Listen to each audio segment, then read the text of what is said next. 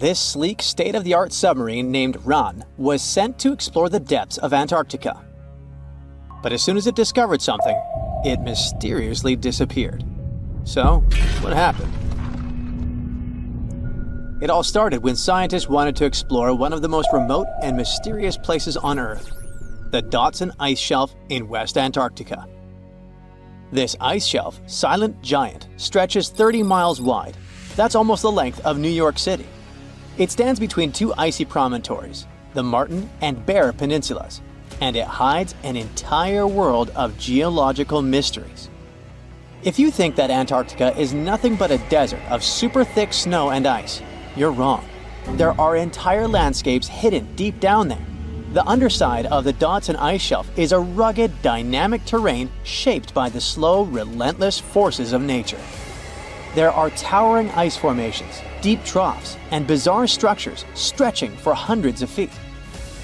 Scientists are super curious about it, but as you can imagine, this landscape isn't easy to explore at all. To find out more, we have to scan the area with satellites or try drilling through the snow, trying to collect the big picture, piece by piece. But these methods only gave us vague hints. The real breakthrough happened when scientists came up with the idea to let the submarines explore it.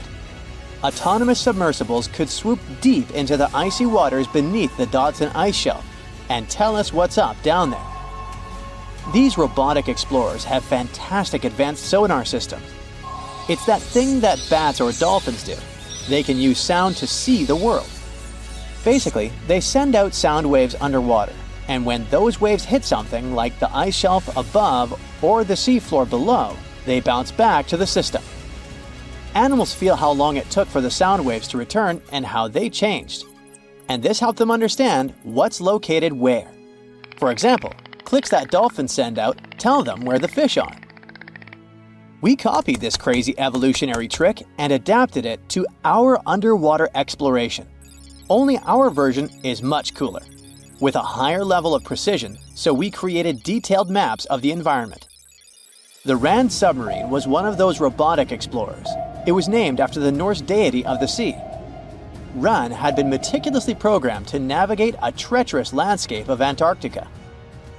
But even with all this training, its journey led to an unexpected and eerie end. In 2019, Ran was sent to explore the depths beneath the Dodson Ice Shelf. It was a hero, the first one to go on a mission like this. The team said it was like seeing the other side of the moon. For 27 straight days, it worked tirelessly. It traveled over 620 miles beneath the thick ice. That's like a journey from Paris to Berlin. Ran went further and deeper than anyone could have imagined. At one point, it reached over 10 miles into the glacier's belly, and what it discovered down there was astonishing. Scientists thought there would be some smooth, uniform ice surfaces, but Ran revealed an underside marked by huge cracks, ridges. There were formations that looked like sand dunes, frozen in time. And finally, it found some mysterious swirling and teardrop-shaped patterns. They all looked more like art than geology. This actually tells the story of ice shelves and the ocean around it. Warm water sneaks in under the ice and melts it from below. Sometimes it smooths the ice out, but other times it carves out these weird, uneven shapes that look like patterns and drawings. And some of these shapes are huge, over 1,300 feet long. That's about 3.5 football fields. The reason why they look like swirling doodles is because the Earth spins. It makes the water turn in special ways, bending the shapes and drawing these spirals. It's called the Coriolis effect. Imagine you were on a merry-go-round and tried to throw something like a ball. It would go in a curve, not a straight line. Same thing happens with the water on Earth. Later, scientists found similar patterns in other Antarctic ice shelves, though they weren't as epic as the ones under Dodson. But Ran also discovered something horrifying.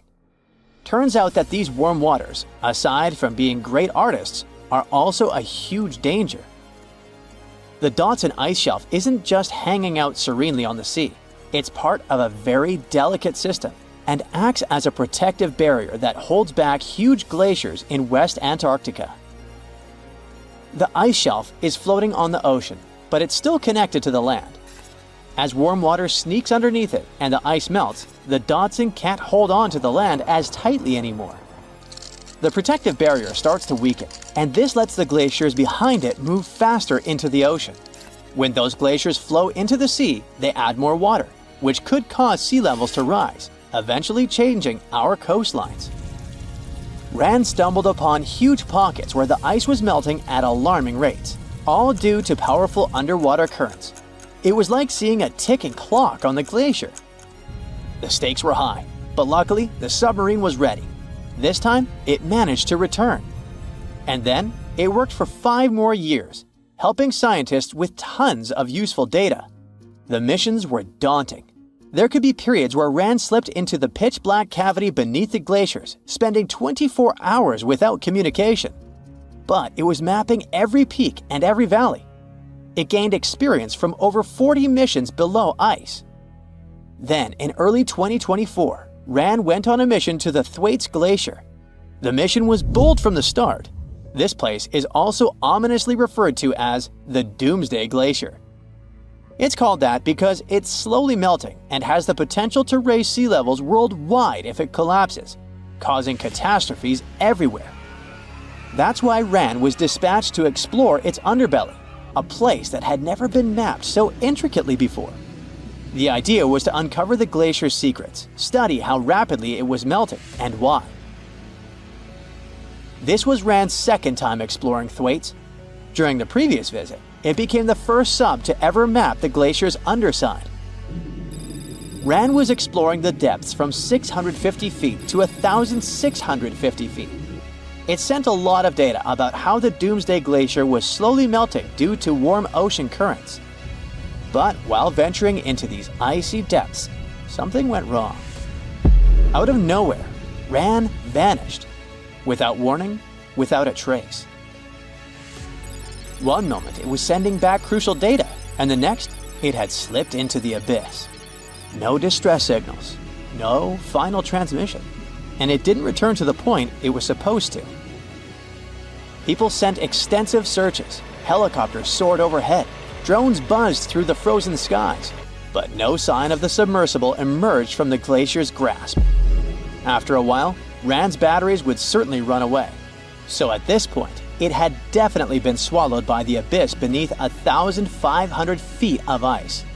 That was a huge and sad loss for the scientific team. The scientists at the University of Gothenburg are now looking to replace Rand and continue their important research under Thwaites. To this day, scientists have no idea what happened to it. Some say it may have been trapped in the ice.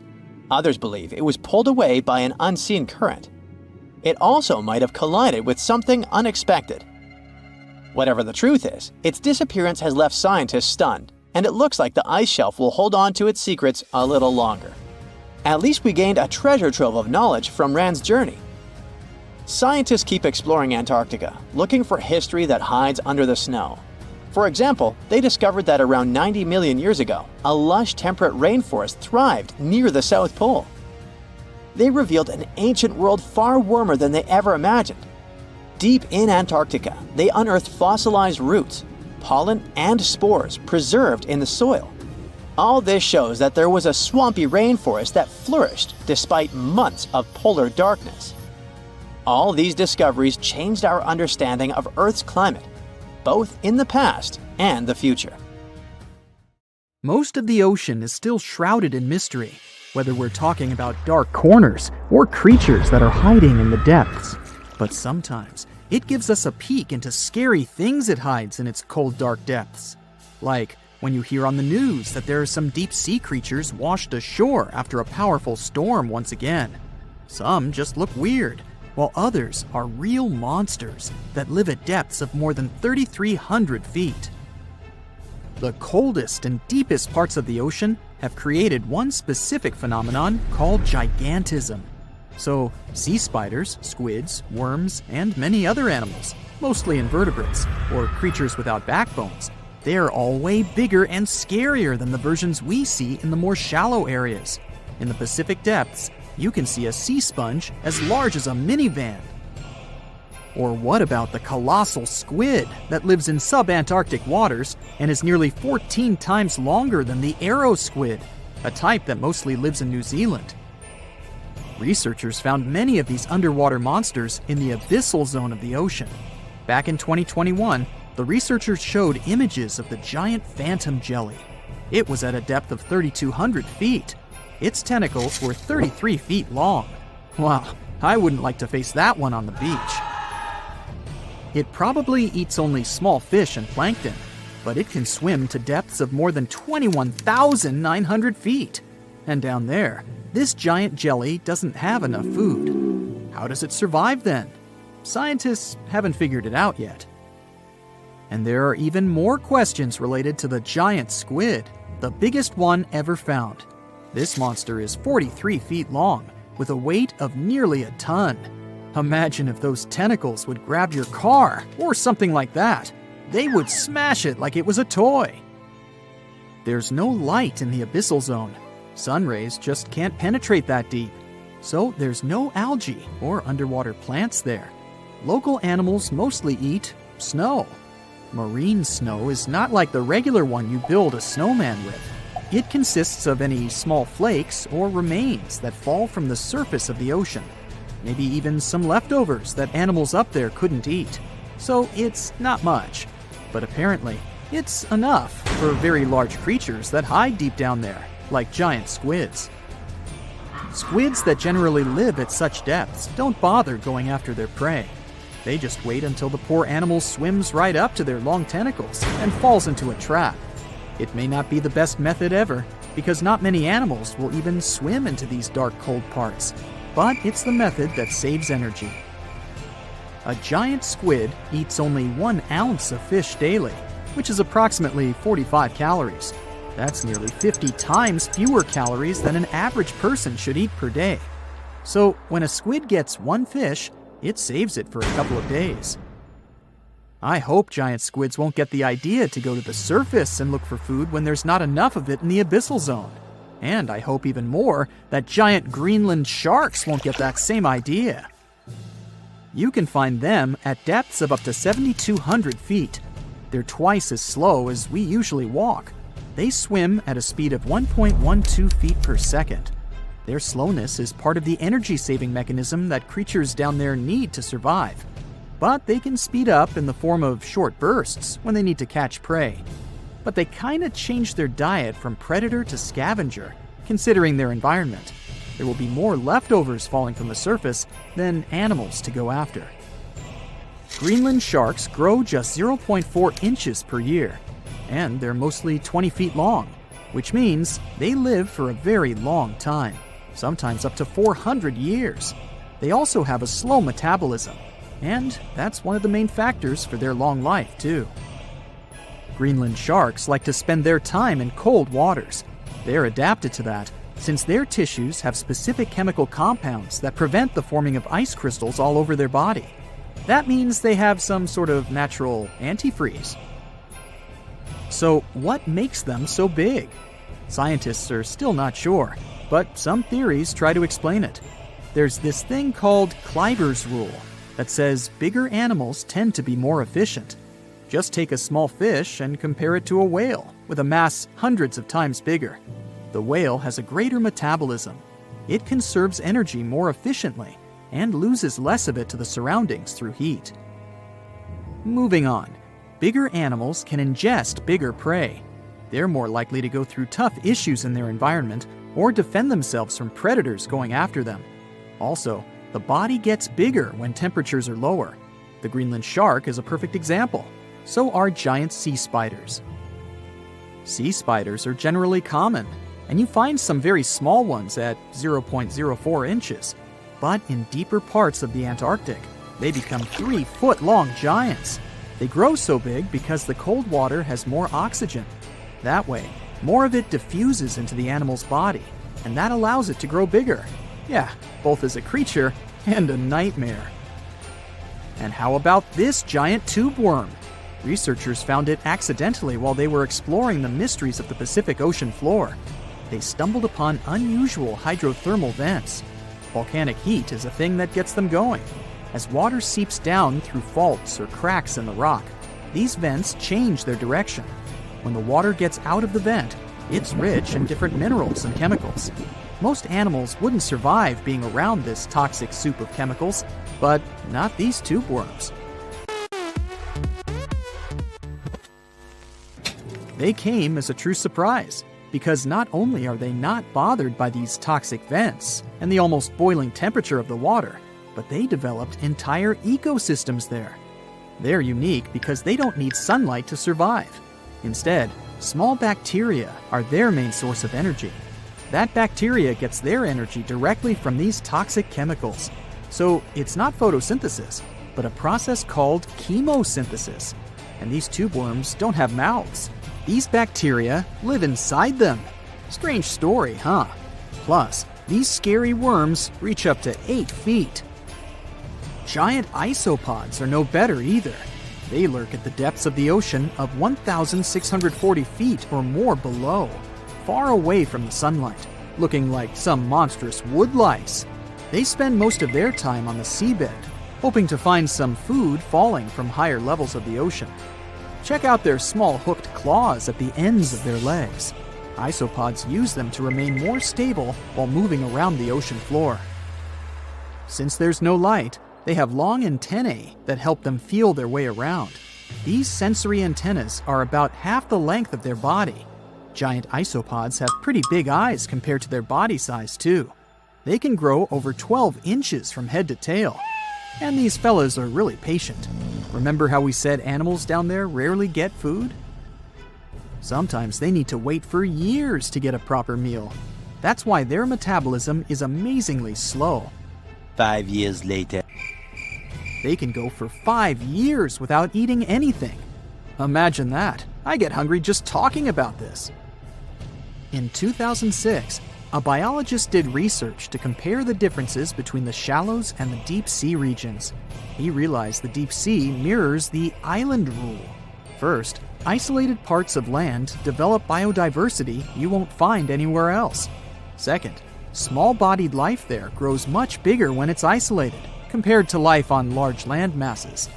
Resources are limited, but also competition and predators. And we don't know much about these deep-sea creatures. It's too expensive and too complicated to carry out such research. So we'll just wait for more raging storms to show us at least part of the monstrous world cold ocean depths hide. Imagine descending to the depth of the ocean. It's getting darker and darker. And suddenly, you see something shocking. The remains of a mysterious creature. You've never seen anything like that before. It actually happened in 2017. An oil and gas industry worker filmed a video and sent it to researcher Deborah Hatswell. Ultimately, the video ended up on the internet. It was recorded at a depth of about 2,700 feet during an investigation conducted by a remote-operated vehicle. At one point during the examination, the submarine came across the remains measuring almost 98 feet in length. The operator of the submarine was startled by the unexpected discovery. He tried to use the submarine's remote-controlled claws to get a hold of a piece of the skeleton. But once the claws touched the remains, they immediately crumbled into dust. Some people are sure that the skeleton must have belonged to a whale, but Hatswell has her own idea. She claims that since the video was taken by a professional, he should know what whale bones look like. Those who work underwater occasionally come across such remains. She also adds that a whale's spine has 3 blades spaced 120 degrees apart, but the discovered creature had only 2. Plus, the dimensions of the remains don't fit any sea life in that region. So, is it a representative of some previously unknown giant marine species or just a regular whale? It remains unclear. According to scientists, there are several reasons why marine animals can grow incredibly massive. First of all, they live in the ocean, which means their playground is big enough. They aren't limited by any borders and thus can grow and develop. Besides, you might remember how weightless you feel when floating in the water. Marine giants experience the same. Unfortunately, unlike you, they can't rely on its skeleton. I mean, their bodies wouldn't be strong enough to support such a huge body on dry land. But in the ocean, the buoyancy of the water helps them stay afloat. That's why they can grow as massive as they want. The largest living animal on Earth is the blue whale. The average grown-up animal reaches up to 98 feet in length and weighs like 33 elephants. The blue whale's heart can be compared to a small golf cart, and the volume of this magnificent creature is almost the same as the volume of 7 fuel trucks. And if you think that at birth, blue whales are just as huge, you're absolutely right. When a baby whale gets born, it's already bigger than a hippo. At a length of almost 25 feet, this kid sometimes weighs more than an elephant, about 3 tons. A little whale drinks 50 gallons of mom's milk every day. As a result, it gains about 200 pounds of weight every day. But this is nothing in comparison to how much adult blue whales eat. They devour 4 tons of food a day. That's approximately 40 million krill. These tiny shrimp-like creatures are the main food source for blue whales. Now, how about we talk about other giant and unusual animals?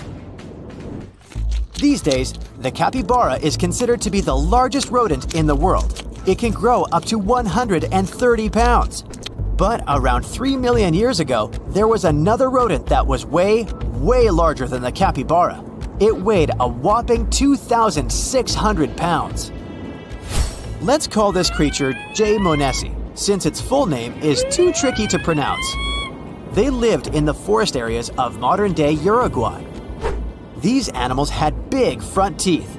Scientists think they could use them in the same way elephants use their tusks, for getting food and defending themselves from predators. As for the animal's molars, they were small and too weak to chew tough food. At the same time, the J. monesi had a strong bite, 3 times more powerful than that of a tiger.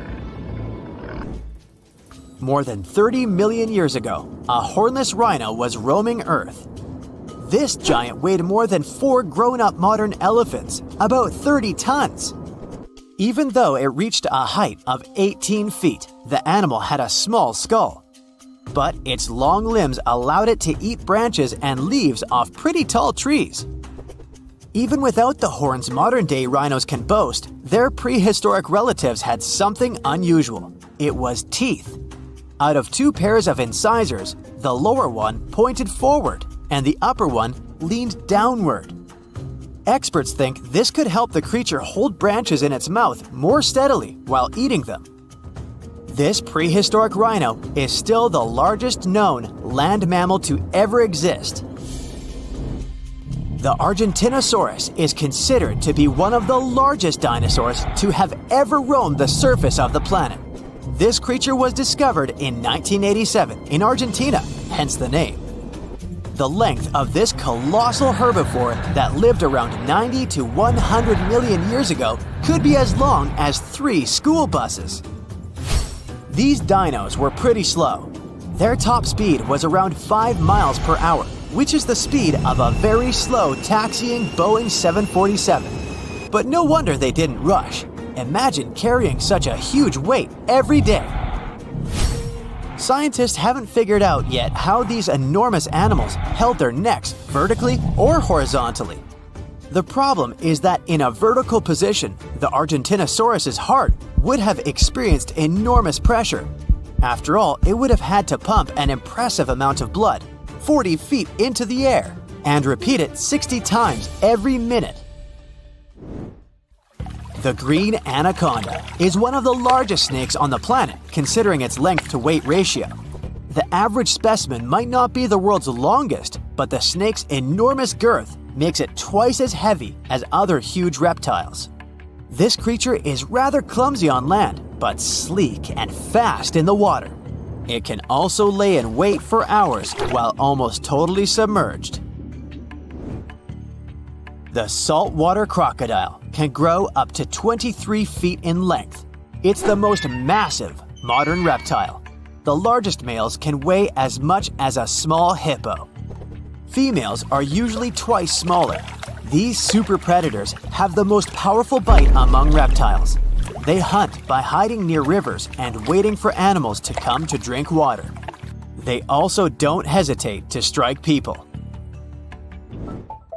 The largest living organism on dry land might be a particular honey fungus which grows in the Blue Mountains in Oregon. It spreads over an area equal to 1,700 soccer fields, and although it may sound incredible, the fungus can be from 2,400 to 8,650 years old. The only part of this huge thing you can accidentally spot is small brownish mushrooms on the ground.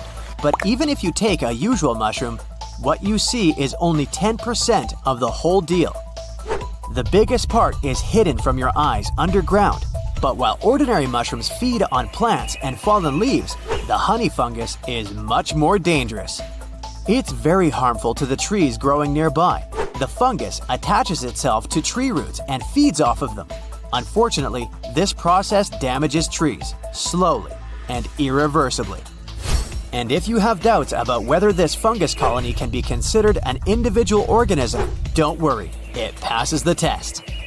It perfectly fits the definition because the fungus consists of genetically identical cells which communicate, coordinate themselves, and share a common purpose. According to rough estimates, the weight of the Oregonian humongous fungus may reach 441 tons. That's much heavier than the blue whale. But even if some animal isn't the largest in the world, it doesn't mean it can't surprise you. For example, a 1-inch long subtropical shrimp disorients its prey with a sonic boom. As loud as a sonic boom once produced by the supersonic plane Concorde. This sound stuns the prey, and the shrimp can catch it without too much effort. It was one of the biggest creatures ever to roam the earth. It was longer than your average school bus and could easily weigh more than 10 elephants combined. But where did it live? How did it end up having this size? And most importantly, why is it extinct nowadays? Let's find out. The megalodon was the largest predator ever known in our planet's history. In terms of its location, the megalodon lived practically in all waters on our globe, except near the poles.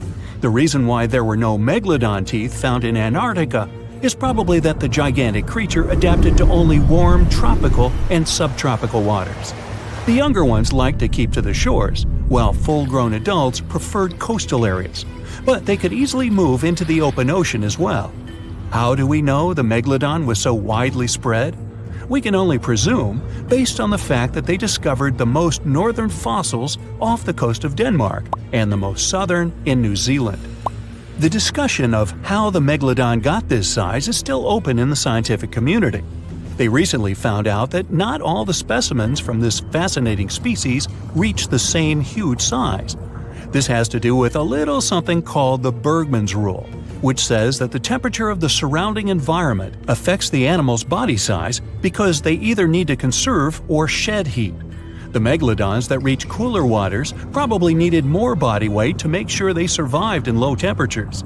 On the contrary, those living in warmer waters had to be smaller to avoid burning up. But what did this enormous fish look like? Most modern depictions show the megalodon resembling an enormous great white shark. But well, it seems it may not necessarily be correct. The megalodon likely had a much shorter nose and a flatter jaw that looked almost squashed when compared with a great white shark. It also seems to have something in common with the modern blue shark, extra long pectoral fins. They needed these to support their weight and size while navigating the planet's waters. Lastly, the lady megalodons, seem to have been about twice as large as the gentlemen. As for their offspring, even a small megalodon was enormous, at least 6.5 feet from nose to tail. How do we know that? Because specialists have stumbled upon megalodon nursery habitats in Panama, Maryland, the Canary Islands, and Florida. Even the piles of used diapers were enormous. Nah, not really. Surely the scariest aspect of the megalodon's looks was its mouth. I mean, think about it. Megalodon had whales for dinner, so it obviously needed to open its mouth wide enough. Scientists have estimated that its jaw would span a mind-boggling size, 9 by 11 feet wide. Just to paint you a better picture, that means it could have easily gulped down 2 adult people side by side. Wait, which 2 adults? Those impressive jaws also feature 276 teeth. Based on modern reconstructions of the force of its bite, it looks like it may have been one of the most, if not the most, powerful animals of prey ever to exist. For comparison, humans can have a bite force of around 1,300 newtons. Today, great white sharks have been estimated to be able to bite down with a force of over 18,000 newtons. The megalodon tops all the records, with an estimated power of bite up to 10 times greater than that. It could basically crush a car with very little effort. Its teeth were also pretty amazing. Similar to sharks, the megalodon was fast in replacing its broken or worn teeth. With 4 or 5 rows of teeth in its mouth, it basically acted like a conveyor belt, growing back damaged or missing teeth within about 48 hours. This means that an adult megalodon probably would have grown several thousand teeth throughout its lifetime. It was nice of them to do that, though, since it's probably one of the reasons why megalodon teeth are so common in fossil records, and we're able to study them properly. To maintain its impressive physique, the megalodon had to eat somewhere around 2,500 pounds of food per day. Can't wrap your head around that? Well, it was the equivalent of 1 1/4 cows per day to survive. It's like if you had to eat 3,300 cans of tuna every day. I've used the word megalodon a lot, but have I mentioned where it comes from? When translated from Greek, it means giant tooth. Ah, those clever Greeks. However, this giant shark's full scientific name is a bit more complicated: Carcharocles megalodon. But are these gigantic predators actually extinct? We tend to believe so, but let's be honest for a second. We've come to know more about the surface of Mars than the depths of our oceans. Like, we've only explored 15% of our oceans altogether. Who knows what may be lying out there in the deep? Maybe some ancient predators? The Mariana Trench is the deepest oceanic trench on Earth. The Challenger Deep, its deepest part, is so deep that you could dip the whole of Mount Everest in there and it would still be over a mile above the surface. That's deep. If a megalodon or 2 ever needed a place to crash, that would be a discreet enough location. However, the Mariana Trench is not a particularly comfy place to be in. Because it's cold and steeped in total darkness and all. The temperatures here are around 36 degrees Fahrenheit all year round. And to top it all off, the pressure is 1,000 times stronger than at sea level. So it's safe to assume that if any megalodon is hiding in here, its teeth and bones might not be looking so good. Because of the intense pressure here in the Mariana Trench, proteins and calcium start to dissolve and disintegrate. That's why, for example, the Haddell snailfish, the deepest dwelling fish we've discovered, has evolved to feature flexible cartilage instead of bones. To survive here, the megalodon would also need to learn to navigate in complete darkness. That means it would have to either become luminescent or evolve to grow massive eyes like the giant squid. While it may sound like an intriguing and good idea for a movie script, most scientists don't think it's possible. Why?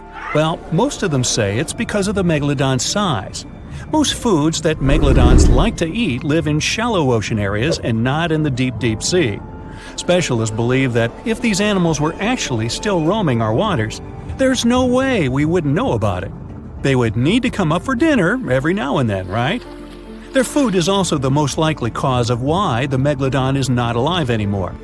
While some specialists believe the megalodon became extinct because of a drop in the ocean water temperature, most scientists suggested that the shifting food chain dynamics may have been more to blame. Why?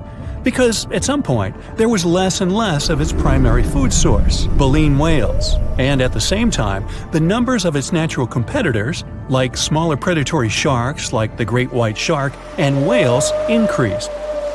The megalodon did live on this planet a lot more than we did, and way back when we didn't even exist yet. They were here for nearly 70 times longer than we, modern humans, have, inhabiting the oceans for around 20 million years. Homo sapiens appeared around 300,000 years ago. The megalodon managed to survive for so long mostly because of its unbeatable size. I mean, they can make a meal out of almost everything in the sea at the time. We may think about both of them as prehistoric creatures, but the megalodons and the dinosaurs never coexisted on Earth. The dinosaurs probably died out about 66 million years ago. Megalodons seem to have appeared a bit later. That's because the oldest megalodon fossils we have yet discovered are from the Miocene epoch, which began 23 million years ago. So long, Meg! Now prepare yourself for some weird stuff. We're going to dive into the fascinating world of sea cucumbers, the squishy detritivores that are nature's very own recyclers. These exotic marine creatures might not be everyone's first choice for a pet, but trust me, they've got some unique talents that are worth talking about. Sea cucumbers are colorful little creatures with a digestive tract that's basically just a hole at either end. Their bodies are fat and squishy, covered in leathery skin. And guess what? They breathe through their butts. These amazing creatures have found a way to make the most out of every part of their body, few as they are. Now, you might be wondering what sea cucumbers do with their unique set of skills. Well, they play a crucial role in cleaning our planet's waters. They munch on all the debris found on the seabed and break it down internally, removing all the bad stuff in the process. It's like having little vacuums cleaning up the ocean floor. Believe it or not, sea cucumbers are in high demand in the kitchen too. They're harvested and traded in many countries. The Asian market, in particular, absolutely loves them. You can find them being sold cooked and dried under all sorts of fancy names. Or, if you prefer a more direct approach, you can just call them sea slugs. Now, here's the fun part. A dried sea cucumber can cost you up to a whopping $1,400 per pound. These squishy delicacies are truly worth their weight. But let's take a step back in time. The tradition of eating sea cucumbers goes way back, more than 1,000 years in Asia to be precise. And as demand for these curious creatures grew, so did the need to find them elsewhere. This led to overexploitation of local fisheries, causing sea cucumber stocks to diminish in many countries. Uh-oh, not good for our little sea cucumber friends. One of the most interesting examples of sea cucumbers is the pink see-through Fantasia. Not only does it look amazing, but it also has this great defense system, where it uses bioluminescence to scare off predators.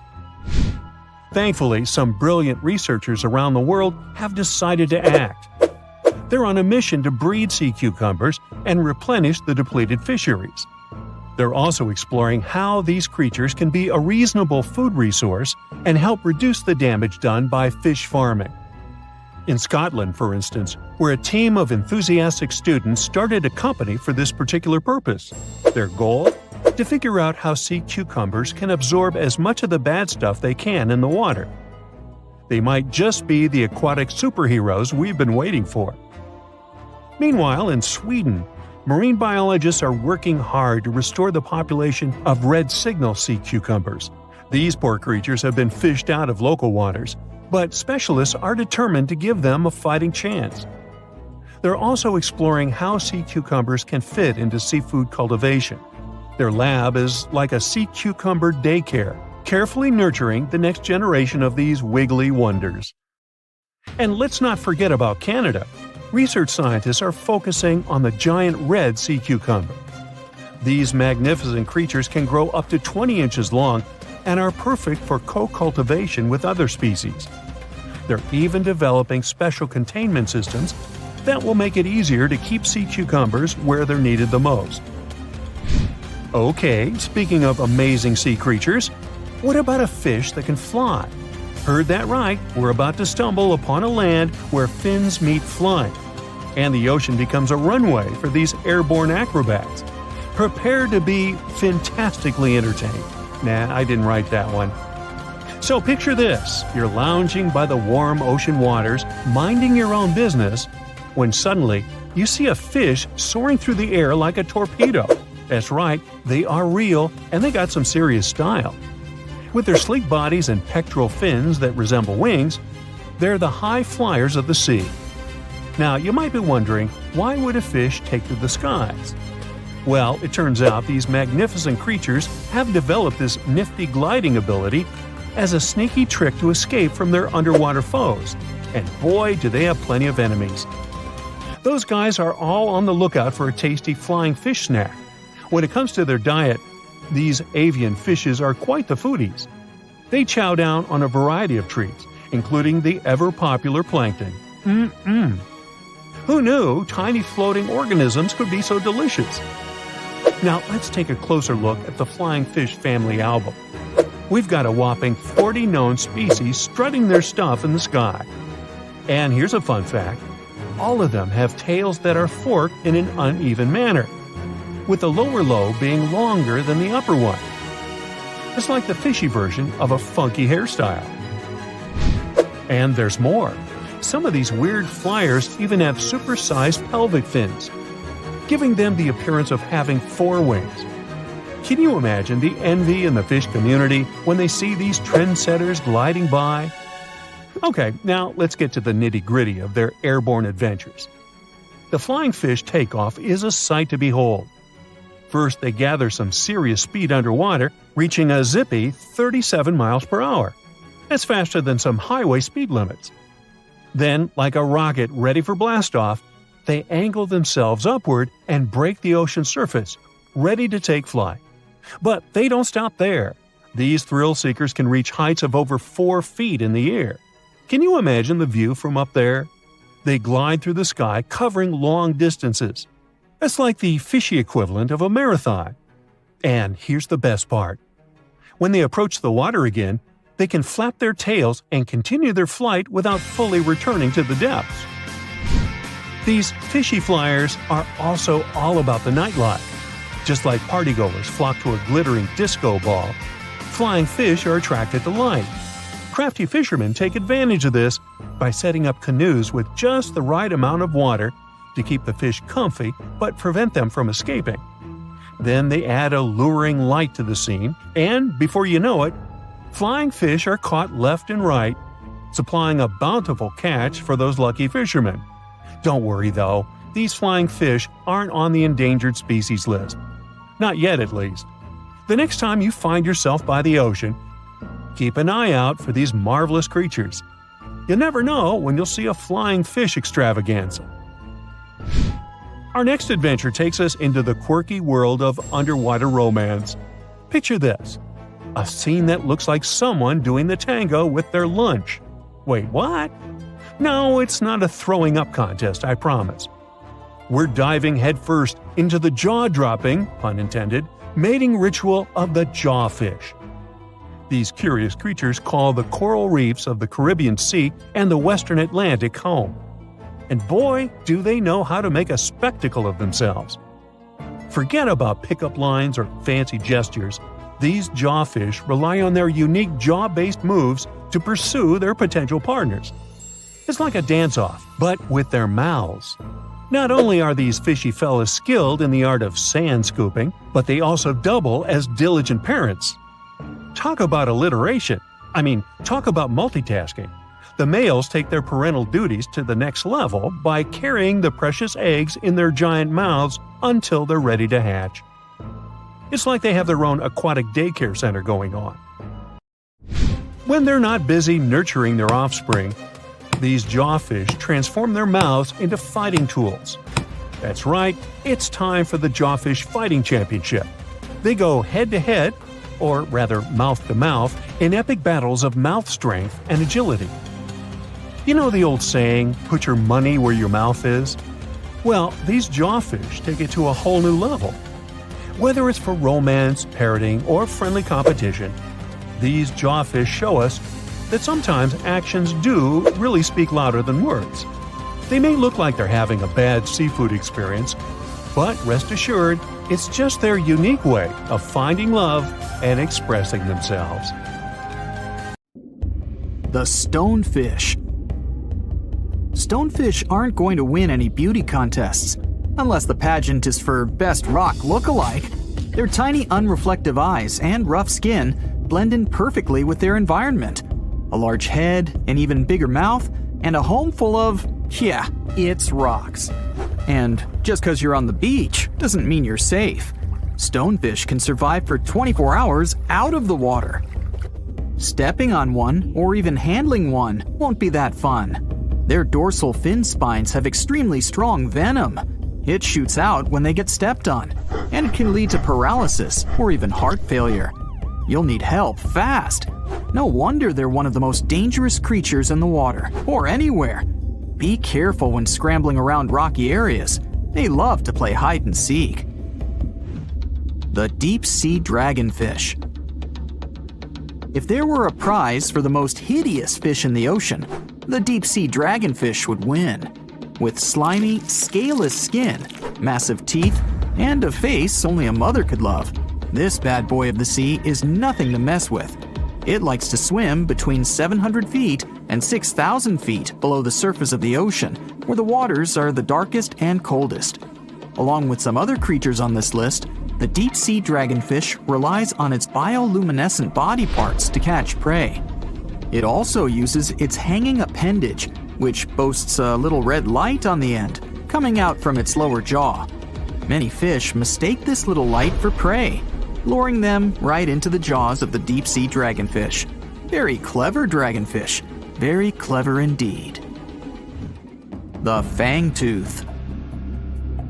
The Mariana Trench is an underwater trench with a depth of 35,000 feet, nearly 7 miles below the ocean surface.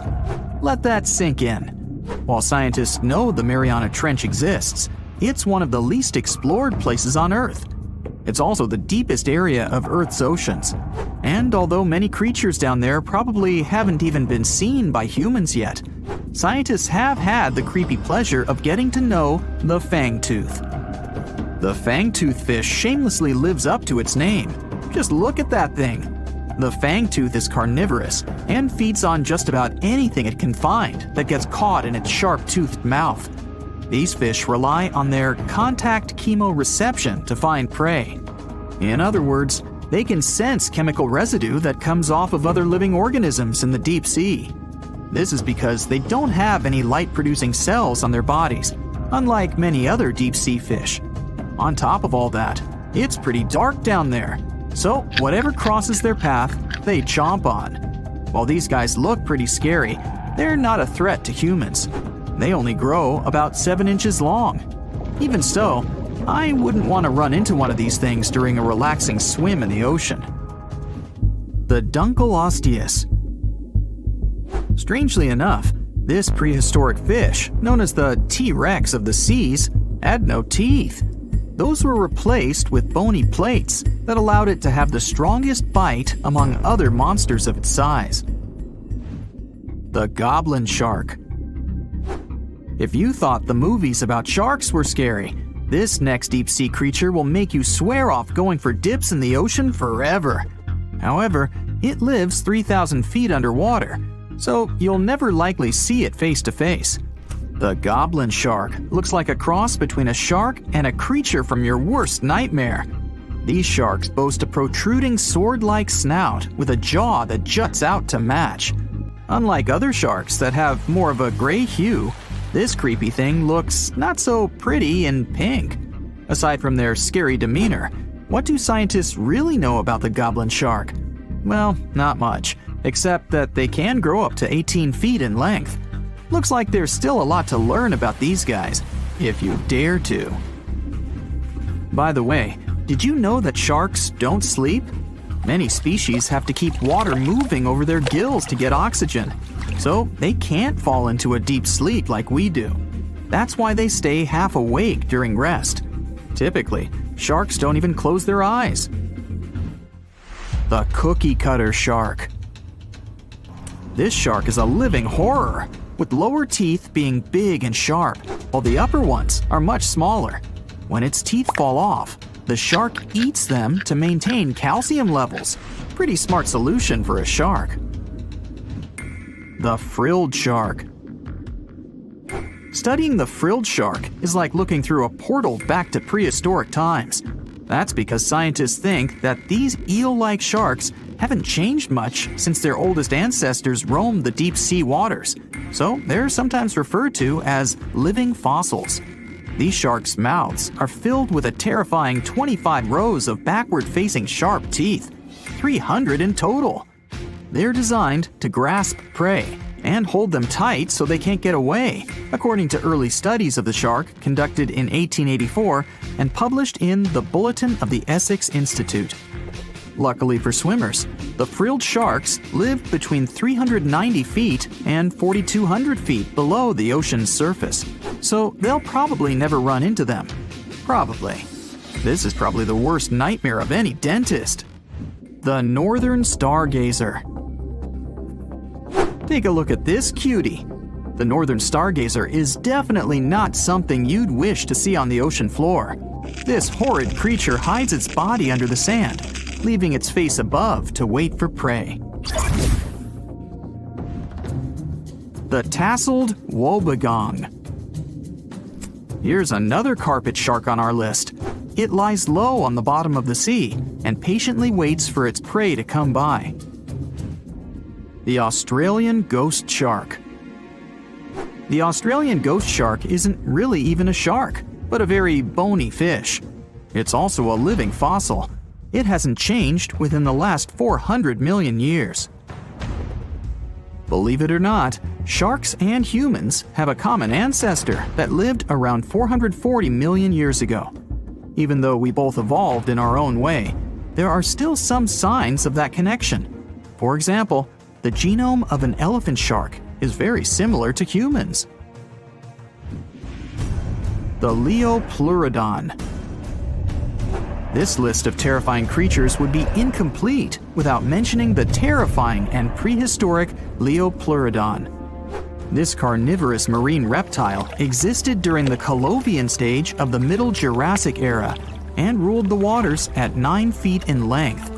Scientists believe Leopleurodon thrived in this deep-sea trench because of its ability to swim long distances and its 4 paddle-like limbs. While they probably weren't able to propel themselves toward prey like other animals of the area, they did manage to accelerate and attack very ruthlessly and efficiently. Additionally, they relied on their long snouts to smell prey, which leads scientists to believe they didn't rely on sight for hunting. This means they could have thrived in the dark Mariana Trench. Around 150 million years ago, Leopleurodon became extinct due to competition for prey against other thriving marine reptiles. And I think I speak for all of us when I say, thank goodness for that. Considering that scientists have only explored 5% of the ocean floor and found some of the scariest sea creatures imaginable, one can only dream of what other animals reside in the deep sea waters. Perhaps it's best to keep them in your imagination. Am I right? The megamouth shark. This shark is a filter feeder, and it's friendly to humans, although its huge mouth can look quite threatening. Like basking sharks, it swims with its mouth constantly wide open, as if it were on Twitter. The gulper eel. This deep-sea eel has an easily distended belly that allows it to swallow prey twice its size in a single monstrous bite. They have very unusual jaw shapes and can reach about 2 to 3 feet in length. Do you see that large log near the ocean floor? Maybe it's part of an old ship. Treasure, gold, diamonds, I'm rich! Well, as you get closer, you notice something. It's swimming! It's not a shark or a dolphin, it's a saltwater crocodile! Now don't panic. If you bump into one of these reptiles in the sea, it's unlikely it'll think of you as food. Crocodiles have a special valve in their throat that stops them from drowning underwater, but that doesn't mean they can't bite. Usually, they're heading to a nearby island, and the quickest way there is to body surf. They can't really take the ferry, you know. Watching one from a distance should be okay. Just don't swim to shore right away. They love to ambush their lunch in shallow water. If there's one time I'd want to see a great white shark, it's when I'm diving with crocodiles. They'll gladly take a crocodile-sized nibble, given the right motivation. the largest and most ferocious predator to ever haunt the oceans. The megalodon shark dominated the seas for centuries before becoming extinct millions of years ago. However, scientists managed to discover very few remnants of the giant shark. Everything we know about the great sea beast we've learned thanks to fossils of its giant teeth, which are just about the size of the average human hand. Scientists estimated the size of the prehistoric shark using calculations based on the measurement of the length of a megalodon tooth. On average, the size of a megalodon shark was 33 feet long. The largest of the species could reach up to 58 feet long. However, these megasharks may have been even bigger than we ever thought. At the Florida Museum of Natural History, a group of students examined 3D printed replicas of megalodon teeth to calculate the shark's size using the tooth length method. But something was off. Each student calculated a different size for the same shark, with their estimates ranging from 40 feet to 180 feet. A lead paleontologist took a look at the students' equations. He realized that the method they used to calculate megalodon sizes for decades isn't that accurate at all. So they invented a new method to calculate the megalodon size based on the width of the megalodon tooth instead of its length. It turned out that the average megalodon would be around 65 feet long. It's almost double the size scientists previously thought, and would mean that the average megalodon is the length of 2 school buses. A megalodon skeleton has never been discovered. Shark skeletons are made mostly of cartilage, meaning that they decompose quickly. Luckily, sharks continuously shed and regrow teeth throughout their lives. One shark can go through 40,000 teeth in a single lifetime. Scientists have managed to study different types of shark species based on their teeth alone. The megalodon shark had around 276 teeth. When they fell out, these teeth landed in seabed, where they stayed for millions of years, fossilizing. Scientists found those teeth, and they're the only real record we have of the megalodon's existence. The word megalodon means giant tooth. Its tooth is around 7 inches long. For comparison, the largest tooth of a great white shark is only 3 inches long. To find a bigger set of choppers, you'd have to go back 65 million years to find the great Tyrannosaurus rex, whose teeth measured a whopping 12 inches. Megalodon teeth have been discovered all over the world. It means that, unlike other marine animals of its time, the megalodon was intercontinental. Even today, most sharks and marine animals tend to stick to one sea or ocean. The megalodon shark swam freely around the world, moving between tropical and subtropical waters. Megalodon teeth have been found in every continent apart from the freezing cold waters of Antarctica. When a megalodon makes a starring appearance in a movie or TV show, it's portrayed to look like a giant version of a great white shark. Scientists previously believed that the megalodon and the great white shark both descended from one common ancestor. Still, it's not true. In fact, it's more likely that the megalodon was the arch-enemy of the great white shark's ancestor, the broad-toothed mako shark. That means megalodon wouldn't have looked so similar to the great white after all. In reality, the megalodon would have a shorter nose than the great white, along with longer pectoral fins to give the giant shark a stockier and more threatening build. Not only was the megalodon the largest shark in the world, but it was also one of the biggest fish ever to exist. An apex predator of this size would have needed a huge diet to keep it moving. The megalodon would have eaten 2,500 pounds of food every day. The megalodon diet consisted of larger species of fish, dolphins, and even other species of sharks. Ancient fossilized whale bones with cut marks of megalodon teeth have been discovered. It means megalodons weren't intimidated by the size and tried to feast on the giant whales of the past. Scientists have used computer simulations to try and work out the hunting style of the ancient shark. Using this technology, scientists have discovered that the megalodon's attack style was very different from that of modern-day sharks. Modern sharks dive straight for their prey's most vulnerable spot, for example, the soft underbelly of a seal. The megalodon's teeth were uniquely suited to biting through tougher areas of cartilage.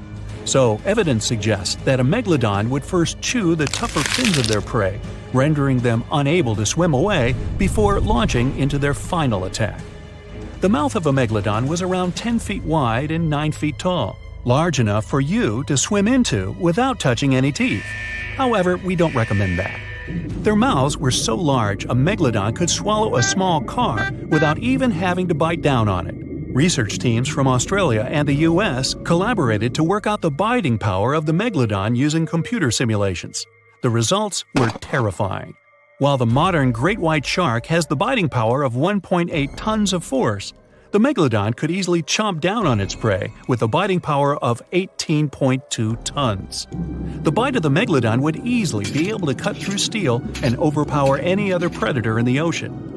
Scientists believe that the megalodon has the most powerful bite of any creature that has ever existed.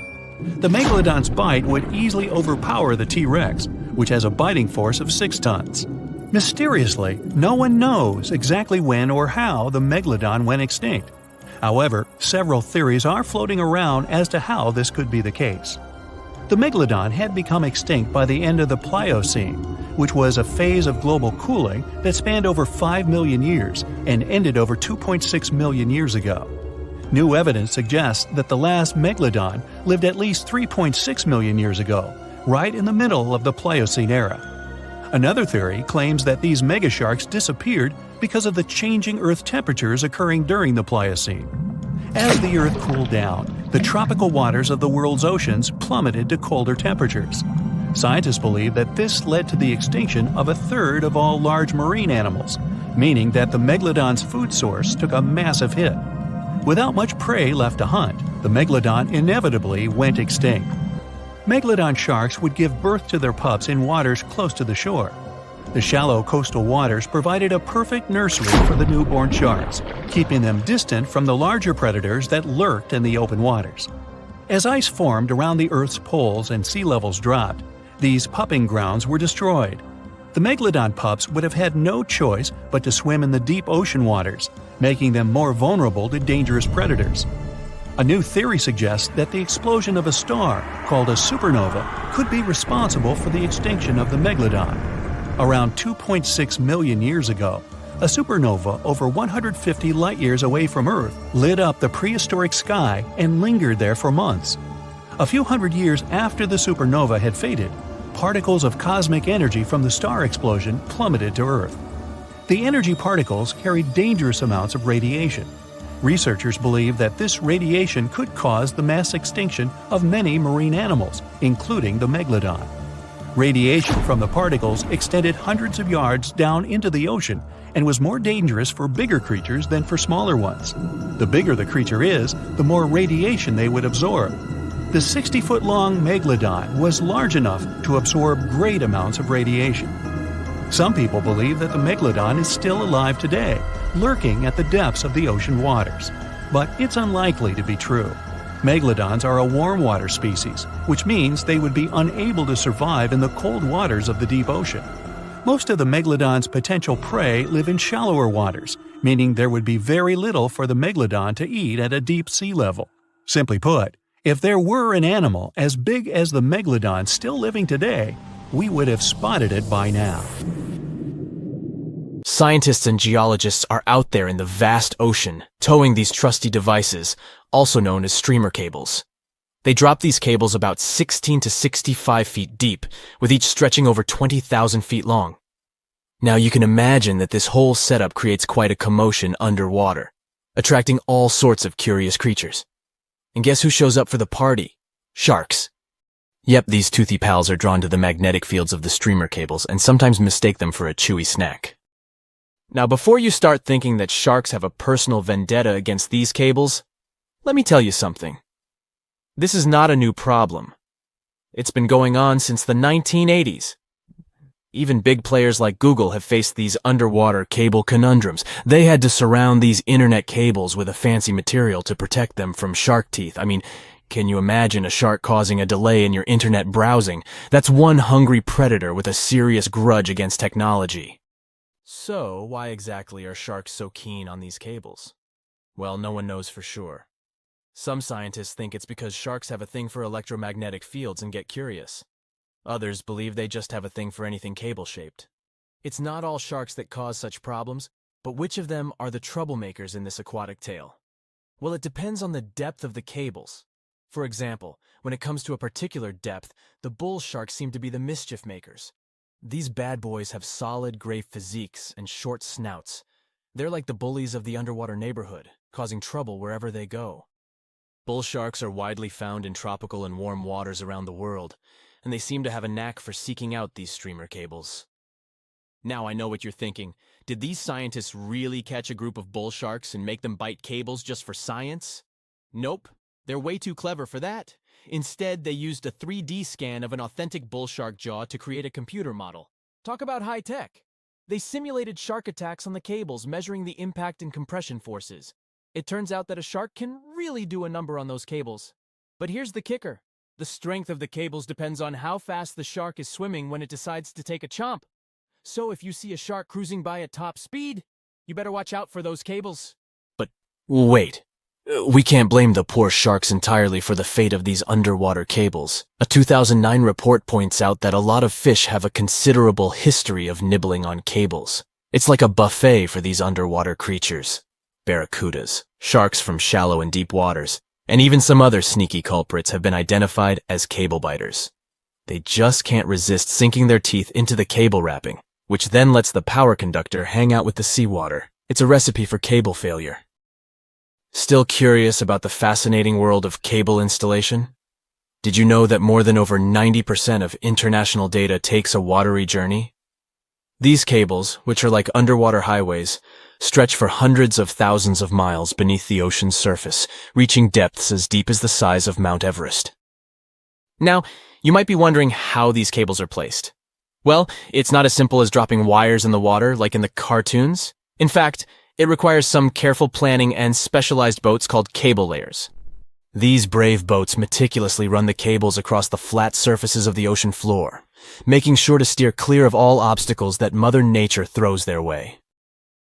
When it comes to cable sizes, the shallow water cables are about as thick as a soda can. On the other hand, deep water cables are way smaller, measuring up to the size of a marker. Why the difference, you ask? Well, it's all about vulnerability. Way down there, 8,000 feet below sea level, there isn't much action going on. Therefore, these deep-sea cables don't need as much shielding wire for protection. They're like the skinny swimmers of the cable world, gliding through the depths with ease. But let's not forget about the installation costs. Brace yourself, because placing a cable across the vast expanse of the ocean is no bargain. We're talking about millions of dollars. Now, the actual price may vary depending on factors like the total length of the cable and its destination. But trust me, it's definitely not pocket change. Installing shallow water cables is quite the spectacle. They're carefully stuffed beneath the ocean floor using high-pressure water jets. It's like giving these cables a cozy underground home, shielding them from the whims of the ocean currents. So, while cable installation may be slow, and, let's face it, a bit expensive, it's truly a remarkable feat of engineering. The underwater world is a complex and delicate ecosystem, and the cable layers take great care to ensure that their installations don't disrupt the marine life and habitats that call the ocean home. It's a balancing act between technological progress and oceanic conservation, and they're doing a pretty good job at it. Whenever you browse the internet, remember that your cat videos and funny memes might just be zipping through those submarine cables deep beneath the waves. But burying cables safely underwater isn't actually a modern idea, you know. Hold on tight because we're going on a time-traveling adventure back to the mid-19th century. Picture this. It's 1854, and something groundbreaking is about to happen. The installation of the very first transatlantic telegraph cable begins, linking the distant shores of Ireland and Newfoundland. Now, before you roll your eyes and say, "Old news, buddy," let's remember that this was a pretty big deal back then. Fast forward 4 years, and the moment of truth arrives. The first transmission is sent through the cable, carrying a message that goes something like this. Laws. White House received 5-minute signal. Coil signals too weak to relay. Try drive slow and regular. I have put intermediate pulley. Reply by coils. Okay. Maybe not the most exhilarating message ever sent. But hey, they were just getting started. Now, let's put ourselves in the shoes of those remarkable folks involved in this undersea endeavor. Imagine being the lead electrician of the Atlantic Telegraph Company, also known as White House, in the message. He must have been quite the electrician extraordinaire. To put things into perspective, while our cable pioneers were busy laying the groundwork for transatlantic communication, the world outside was bustling with activity. Charles Dickens, that literary genius, was still crafting his timeless novels. Meanwhile, A little settlement named Dallas was officially incorporated in the vast state of Texas. It's pretty incredible to think about how far we've come since then, with our high-speed internet and seamless global communication. Could you really take down the internet by simply going underwater with a pair of wire cutters? Well, technically, yes. You'll need to be all geared up, wearing your snazzy scuba suit and holding a pair of trusty wire cutters. You can also add a mischievous grin on your face just to create the right ambiance, don't you agree? Now, let's get serious. Cutting through those super important submarine communications cables is no easy task. They carry thousands of seriously dangerous volts. But here's the deal. Someone actually did it in Egypt back in 2013. A group of daring individuals wearing their sleek wetsuits and equipped with wire cutters decided to give it a go. Their target? The Southeast Asia Middle East West, Europe E4 cable. A whopping 12, 500-mile lifeline that connects 3 continents. As soon as those mischievous cable cutters did their thing, chaos ensued. Internet speeds in Egypt took a nosedive, plummeting by a staggering 60%. Can you imagine the frustration of trying to load a cute puppy video and having to wait for ages? But hey, let's keep things lighthearted here. The internet, like a phoenix, rose from the ashes once the cable was repaired. Speeds were restored, and everyone could once again binge-watch their favorite shows and indulge in endless rounds of online gaming. Well, hey there. We dive back in time and into the oceans over 500 million years ago. Just, because we can. Whoa, watch out. It's not megalodon or giant sea reptiles you need to look out for here. It's a bizarre, unearthly-looking creature called Anomalocaris. The name means unlike any other shrimp. And I think you'll agree, it looks like a nightmarish cross between a shrimp and a modern-day centipede. 2 tentacles protruding from its face, each lined with razor-sharp teeth. Oh yeah, and this thing was about the size of your leg. With a wave-like movement of the flaps on each side of its body, it was graceful for a terrifying creature. It was also more advanced than any other life on this planet at the time. Especially those huge eyes. You have only one lens in each of yours. This giant shrimp had 16,000.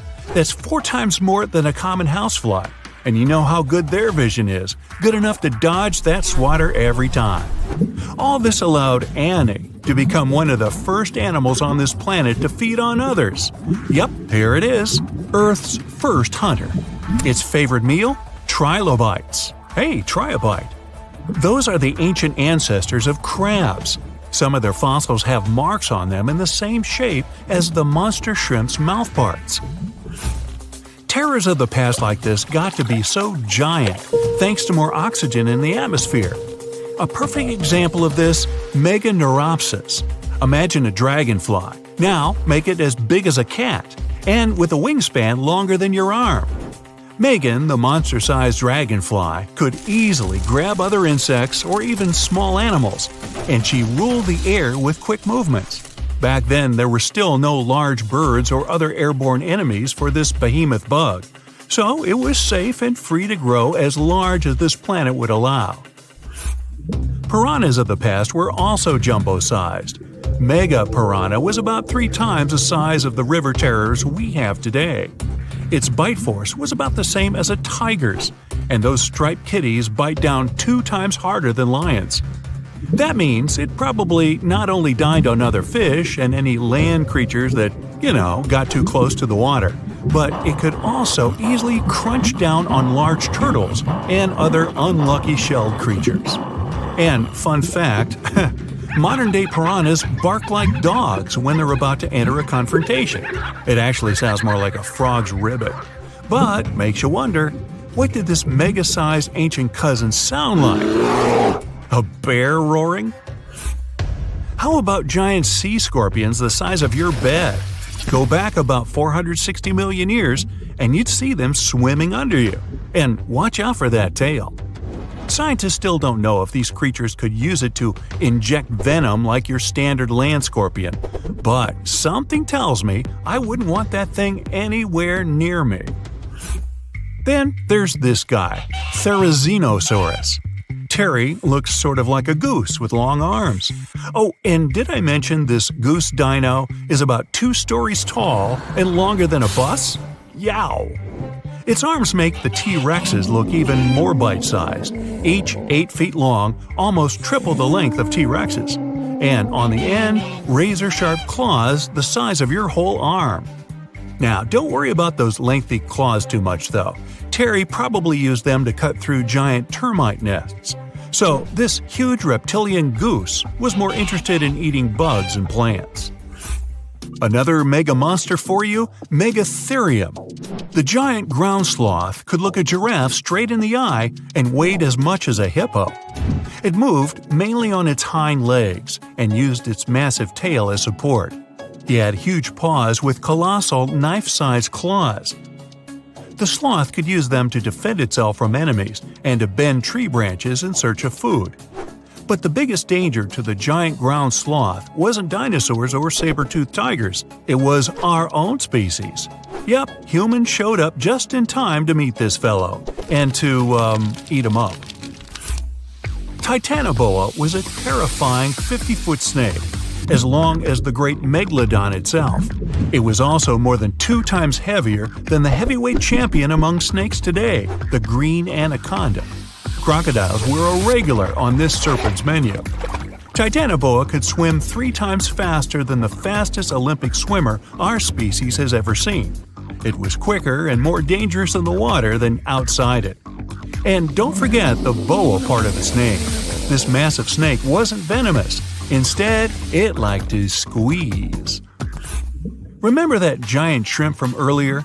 Well, Opabenia looks like its teeny-tiny finger-sized cousin. And instead of 2 toothy tentacles, this thing had a vacuum hose coming out of its face. On the end of that trunk, what looks like a single crab claw. Add 5 eyes and a mouth under its head, and you've got a recipe for something not of this planet. Only it is. This creature used its trunk like an elephant does. Its claw grabbed food from the bottom of the ocean and brought it up to its mouth. This thing is so weird-looking that, apparently, when the scientists who discovered it presented his findings to an audience, they all laughed as if he were joking. Now, a real-life monster, the Tully monster. From a distance, it looks a bit like Nessie, that long neck and teeth-lined jaws. But get closer, and you'll see it's more like a long nose with a mouth attached at the end, like a mosquito. Its eyes are further back, sticking out of tubes all snail-like. Tully was an ancient mollusk, about the size of your forearm. It probably dined on jellyfish and shrimp 300 million years ago. Thylacus smilus will put a smile on your face as long as you don't get too close. No, it's not a relative of the saber-toothed tiger. It was a marsupial, making it more related to a kangaroo than anything. And if you compare them to body size, its fangs were actually longer than a saber-toothed tiger's. And they grew continuously. As for that beard on its chin, that's actually all chin. The lower jawbone grew down to a point under the mouth. Those fangs were rooted to the skull, going way back to its eyes. When the mouth was closed, that bony beard protected the long, sharp teeth from breakage. Staganapolis, not to be confused with Minneapolis, might look like a big crocodile with a squished-in snout, but it was mostly harmless. Its small head and very few teeth meant the reptile didn't have much to work with when protecting itself. That's what all those armored scales were for, and no need for huge fangs or long rows of razor-sharp teeth when you're a plant eater. That beak-like tip on its nose allowed the stag to dig up plants. So, really, this reptile was more like a 10-foot scaly pig than a croc. Basilosaurus was a type of ancient whale that lived on our planet about 45 million years ago. Not quite as long as a blue whale, but this guy was still big enough to munch down on other whales and even sharks. Some people believe these monsters could still exist today. Eyewitnesses claim to have seen a giant sea dragon, and Basilosaurus fits the description. Plus, 90% of our oceans are unexplored. There's plenty of space to hide a sea monster. But scientists haven't found any fossils of this ancient whale younger than 3.7 million years. So, this myth is busted. Stegosaurus is one of the most recognizable dinosaurs that ever lived. It can easily be distinguished by those huge spikes on its tail and the bony plates on its back. It was twice as long as a giraffe and nearly 5 times heavier. But compared to its body size, it had the world's smallest brain. It was no larger than a dog's. Pelagornis had the largest wingspan of any bird ever discovered. It was twice the size of the largest bird today, the wandering albatross. Such huge wings made it hard for the bird to take off.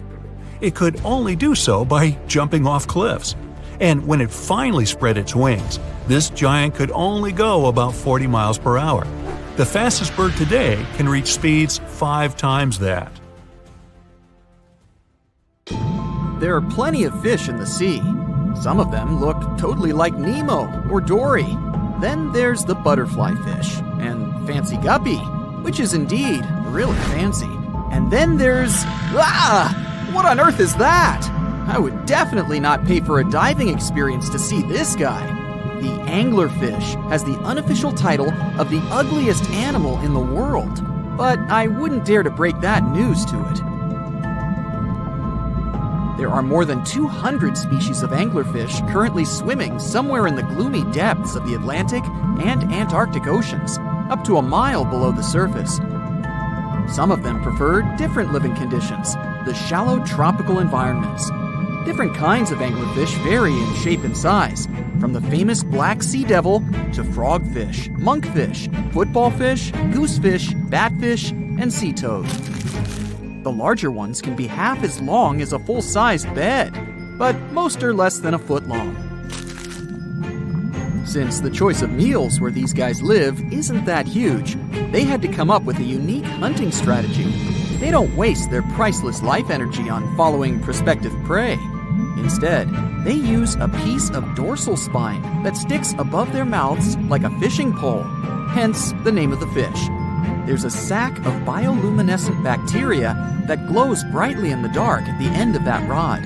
The light lures prey, and all the anglerfish has to do is wait, and then enjoy its lunch delivered right to its mouth. Their bodies are pliable and huge, so they can easily swallow prey twice their size. Deep-sea anglerfish eat whatever they can find. Species that live in more shallow water aren't picky either, and can eat anything from shrimp to snails and small fish. Only female anglerfish have the cool fishing rod feature though. So what about their males? Finding a soulmate deep under the sea isn't that easy. I mean, literally, there's no light down there. Plus, there are frigid temperatures and low oxygen levels. Anglerfish can't afford to go on many dates in those conditions, so they mate for life. And before you go aw about it, I have to tell you, they do it in quite a special way. Male anglerfish are much smaller than their ladies. The contrast is so striking that when researchers first got interested in their love life, they thought those males were actually the offspring, or larvae, hanging out next to their moms. Certain anglerfish male species have receptors that alert them that there's a female nearby. After they mate, the male bites into his woman and stays attached to her head, belly, near her tail, and other areas he can access. While they morph together forever, the female fish gets the male's cells, DNA, and reproductive organs, but loses her immune response cells. The male gets free permanent housing and nutrition. Given the current real estate prices, it sounds like a dream. But that accommodation is shared by up to 8 males, and they can't move out if they ever feel like it. You're unlikely to meet this deep-sea fish in real life, but if you meet an anglerfish in your favorite video game, remember that you can easily outswim it and make it kinder to you with tranquilizing arrows. Once you befriend it, the anglerfish can be your scout and help you discover new areas with its bioluminescent pods. Back in the real world, down in the twilight zone of the ocean, about 650 to 3,300 feet down, the anglerfish isn't the only creature you're lucky you'll probably never meet. Many of the locals look like they come straight out of science fiction or horror movies, but that's because they had to adapt to this dark, deep world. I did my best to get you prepared for the creatures you're going to meet, starting with the common fangtooth. They spend most of their lives deep down, but at night, they move toward the surface to snack. These guys are more active than most other deep-sea dwellers. They don't wait for food to come their way, but actually follow it, and then get it with their long, hungry teeth. They don't have a built-in light bulb like the anglerfish, so they've developed a great sense of smell and use as much sunlight as they can get there in the depth to get around. Sometimes, even the shadow of a passing by prospective prey is enough for them to switch to action mode. And though they don't look too charming, they're completely harmless to humans if you ever run into one of these guys. Stoplight Loosejaw sounds like a great name for an alternative band, but it's actually another deep-sea resident with sneaky hunting habits. It has special light-producing photophores under each eye. They emit green and red light like a stoplight, hence the name of the fish.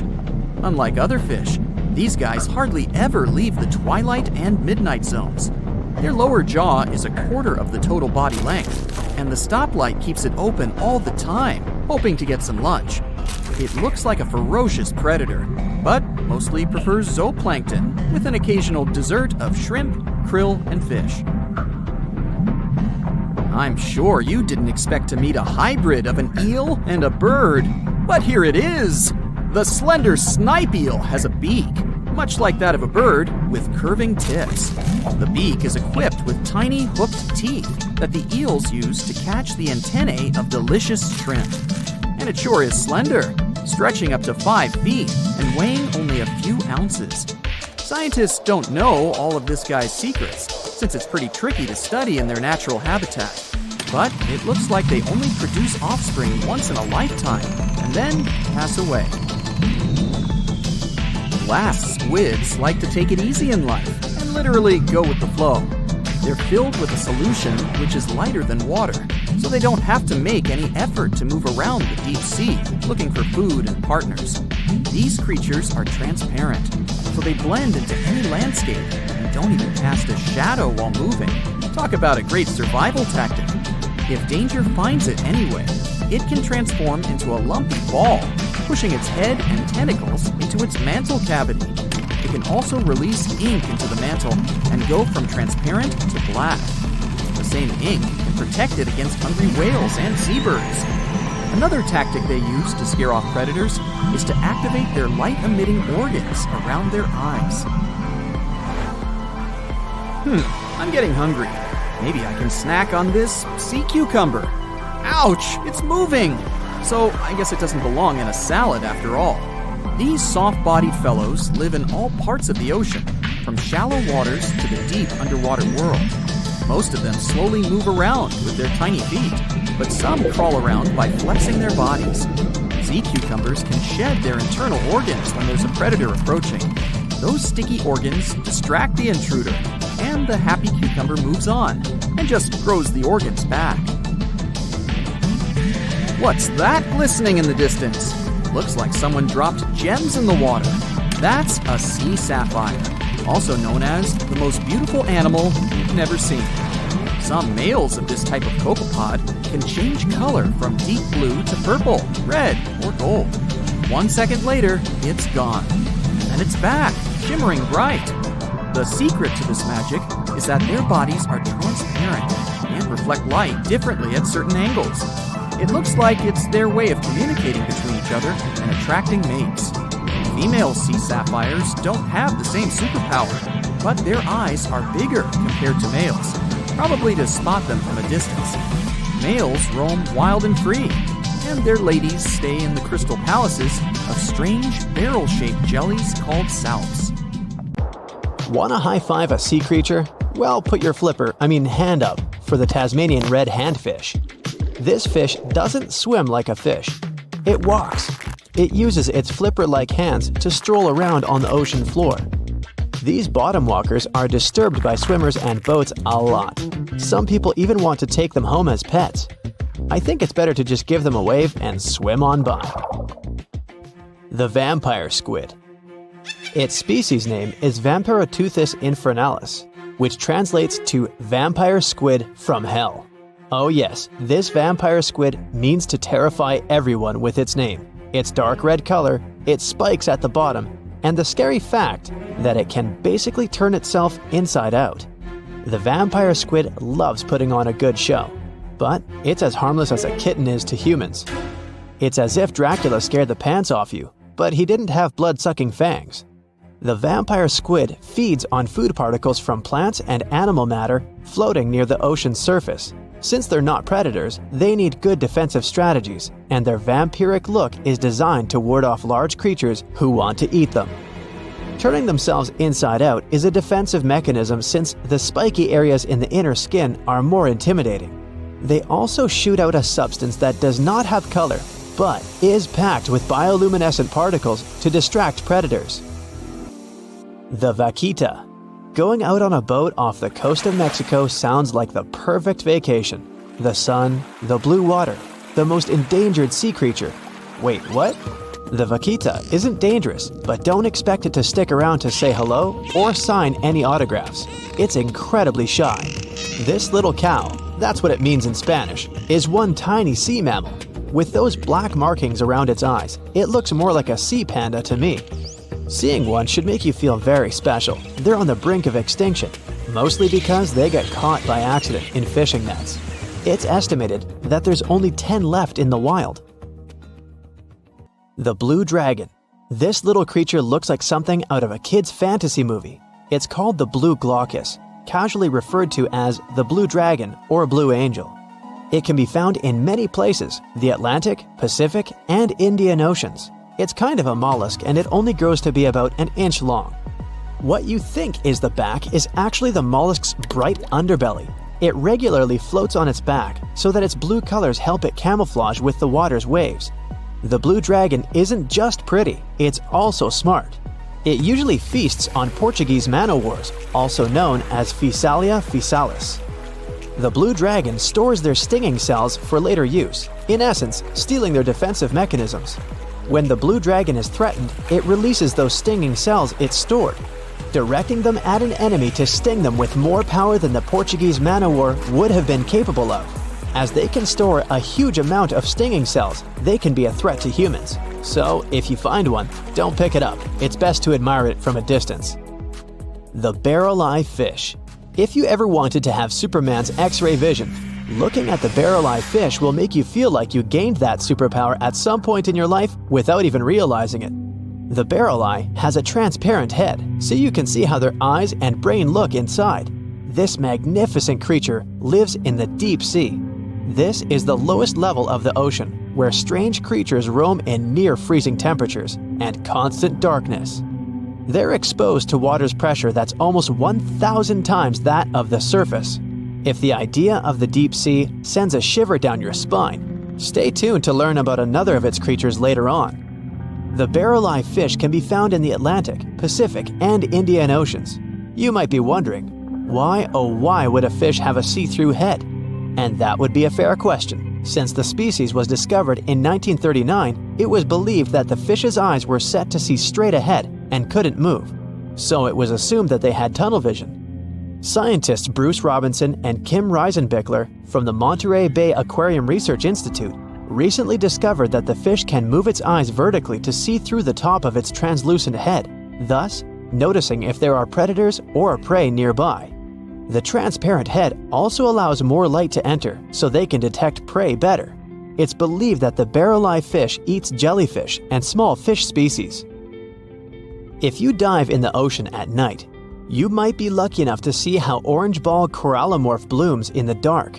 But make sure to be quick because as soon as you turn on your flashlight to take a good look, it will retract its tubes back into itself.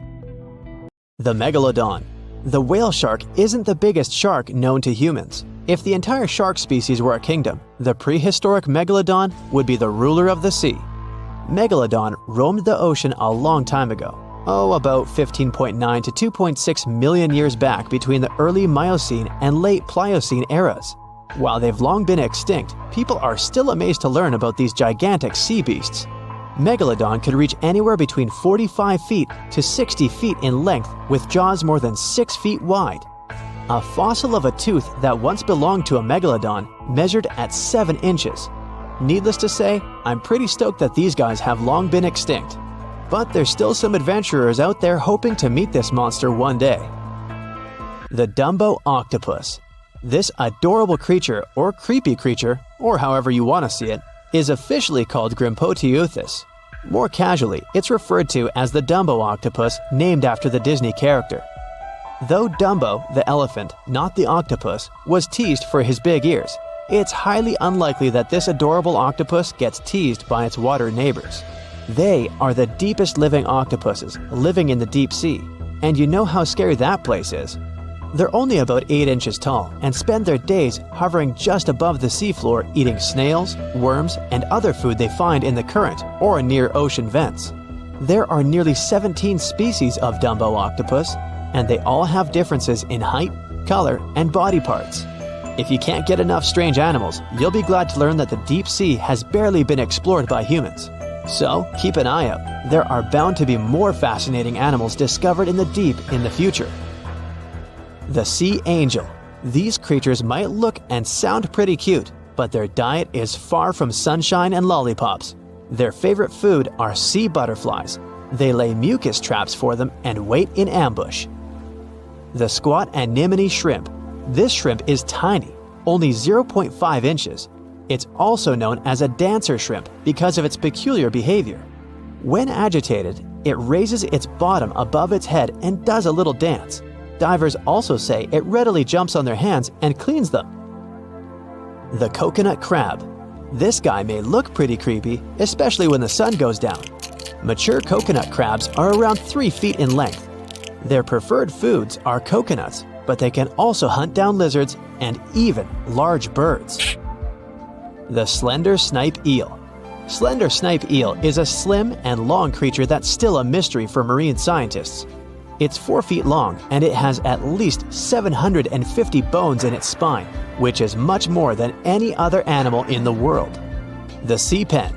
Sea Pen is 7 feet long and it has a lot of varieties, but most of them look indeed like a pen or a quill. The similarity is even more striking when the animal has a water-filled bulb that anchors it to the floor. The Persian Carpet Flatworm. This creature looks indeed like a carpet, despite being very small by comparison. It's only 4 inches long, able to become both male and female. It doesn't really mate with other flatworms. Rather, it fights them for the right to bear posterity. The Flamingo-tongued Sea Snails. Tourists love these extraordinary snails for their pretty colors, thinking it's a shell, but in fact, the shell is quite dull and hidden underneath colorful soft tissues. They eat softer, toxic parts of corals and store their toxins to protect themselves. 450 million years ago, no, I wasn't around then, the sea level was higher, coral reefs started to form, the climate on our planet was stable and warm, not even dinosaurs were around yet. The time when bony and jawed fish we know as sharks appeared. They've been dominating the oceans and making other marine creatures flee in fear ever since. Many of them, like great white sharks, have evolved and adjusted to life in the open ocean as hunters with a pretty high position in the food chain. They're less diverse today than before. One of the reasons is the asteroid strike from the age of dinosaurs. After it reduced the number of shark species, only smaller and deep-water kinds that ate primarily fish survived. They started getting bigger over time. Near the surface, sharks such as makos or great white ones develop faster movements and are somewhat between gray and blue to blend in with their surroundings. The epaulet shark can even walk on the land. It can't take a walk on the beach because it can't breathe outside of the water, but it lives on coral flats in shallow tropical waters, so it can walk in kind of a crawling motion. But deep down below, there are mysterious alien-looking, often huge shark species that didn't come to the surface, which is why they didn't need to adjust to the new environment and different conditions. They haven't changed a lot through time, so they're some living fossils. These creatures mostly don't have 5 gill slits, the most common number, but 6 or 7. It's because there's less oxygen the deeper you go in the ocean, so they need more gill slits. Sharks on the surface evolved to have fewer gill slits. 6-gill sharks are the most primitive sharks we have today. Their skeletons are like those of ancient extinct sharks, and they can survive only in very deep waters. Like cats, sharks have a layer of reflective cells placed inside their eyes. which helps them see better in the dark, deep sea or cloudy waters. Sharks on the surface have big eyes because they evolved to hunt in the sunlight, so they tend to rely on their vision. Those that live in shallow waters have small eyes, so they can protect themselves from the sand. Like some other deep-sea creatures, six-gill sharks also have bigger eyes to take in as much light as possible. They have more light-sensing rods, but don't distinguish colors that well. In the ocean's twilight zone, with the minimum of sunlight, there's a couple of bioluminescent shark species. They don't take in light within their eyes, but produce or re-emit it with their bodies. Their skin or organs have specialized cells that produce a soft blue-green light. Deep-sea creatures that produce their own light do that to attract their prey, deter animals from going after them, or, scientists think, communicate with each other. It can even help them to camouflage. They do it by hiding their silhouettes from animals going after them. They produce enough light to match their surroundings. The biggest luminous underwater creature is the kitefin shark, found swimming 980 feet below sea level, preying on groundfish or smaller sharks. It can grow almost 6 feet long and lives 3,200 feet below sea level. Deep-sea sharks are also bigger than those on the surface. The Greenland shark can grow up to 24 feet long, bigger than a great white. There's a thing called deep-sea gigantism. Creatures in nutrient-poor depths of the ocean grow bigger because, that way, they lose less energy as heat. The Greenland shark lives its life in slow motion. It has a slow metabolism and can go very long periods without food. With their slow pace, they evolved to live up to 500 years at depths of 7,200 feet. Sharks in shallow waters catch their prey relying on agility and speed, but for them, it's easier because there's plenty of food on the surface. Deep-sea sharks, with less food and slower life rhythm, had to develop a different style. They're more opportunistic, definitely not picky, and don't care if their future meal is alive or not. Frilled shark, another living fossil from the darkest depths, hasn't evolved much through time, and they're one of the last of their kind, with all of their relatives already gone extinct. It grows up to 7 feet long, primarily hunts on squid, and catches other sharks and fish. It looks like a dinosaur, a snake-like face, a long, smooth, thin body that moves in a serpentine way. It can propel itself with the power of its tail and curl like snakes. They don't swim in a straight line like other sharks. Cookie cutter shark grows up to 20 inches. It got the name because of the way it feeds, biting off small pieces. It's a parasite creature, which means it feeds off bigger animals but leaves them alive. They have sharp teeth and sometimes even swallow those that fall off on purpose. Some researchers think it could be because they live in the depths that are nutrient poor. If they swallow the teeth, they could recycle calcium and other material from it. Prickly shark is a rare and unusual creature with many thorn-like denticles and 2 small dorsal fins. It lives mostly in the depths of the Pacific region up to 1,900 feet. Ghost sharks are not even real sharks, but fish closely related to them and rays. They have big pectoral and pelvic fins, 2 dorsal fins, pretty big eyes, and unlike their cousins, have a single external gill opening. Ghost sharks have slender tails and can grow up to 80 inches, silver to blackish color. They sometimes live in rivers and coastal waters, but also in the depths of the ocean of 8,200 feet or even deeper. They are pretty weak swimmers, so they tend to feed on invertebrates and small fish. Goblin sharks. Swimming through the deep sea, this creepy shark with a flabby body suddenly sees a small, innocent squid. It goes toward it, but the potential snack notices it and quickly starts moving to dart away. It seems like the plan could work at first, but then the shark suddenly thrusts the jaw of its mouth and catches the poor little squid in a second. After the meal is finished, the animal simply fits the jaw back into the mouth and goes away as if nothing happened. This is possible because it has a jaw connected to 3-inch-long flaps of skin, which is why it can unfold from the snout. It can grow up to 12 feet long with a weight of 460 pounds. Scientists think goblin sharks are mostly active in the morning and evening. The shark has a long, prominent snout and specific sensing organs on it. It uses them to sense electrical fields in the dark oceanic depths.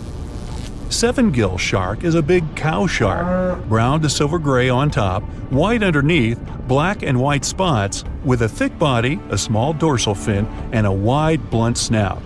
It can grow up to 10 feet long, mostly lives in the depth of 1,870 feet, but you can also find it in deep channels and bays.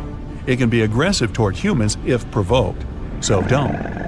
Like most deep-sea creatures, it's an opportunistic hunter that's not quite picky but likes to go after dolphins, seals, porpoises, and other marine animals. Megamouth sharks mostly live in the depths of 15,000 feet and spend most of their time in the dark, like me.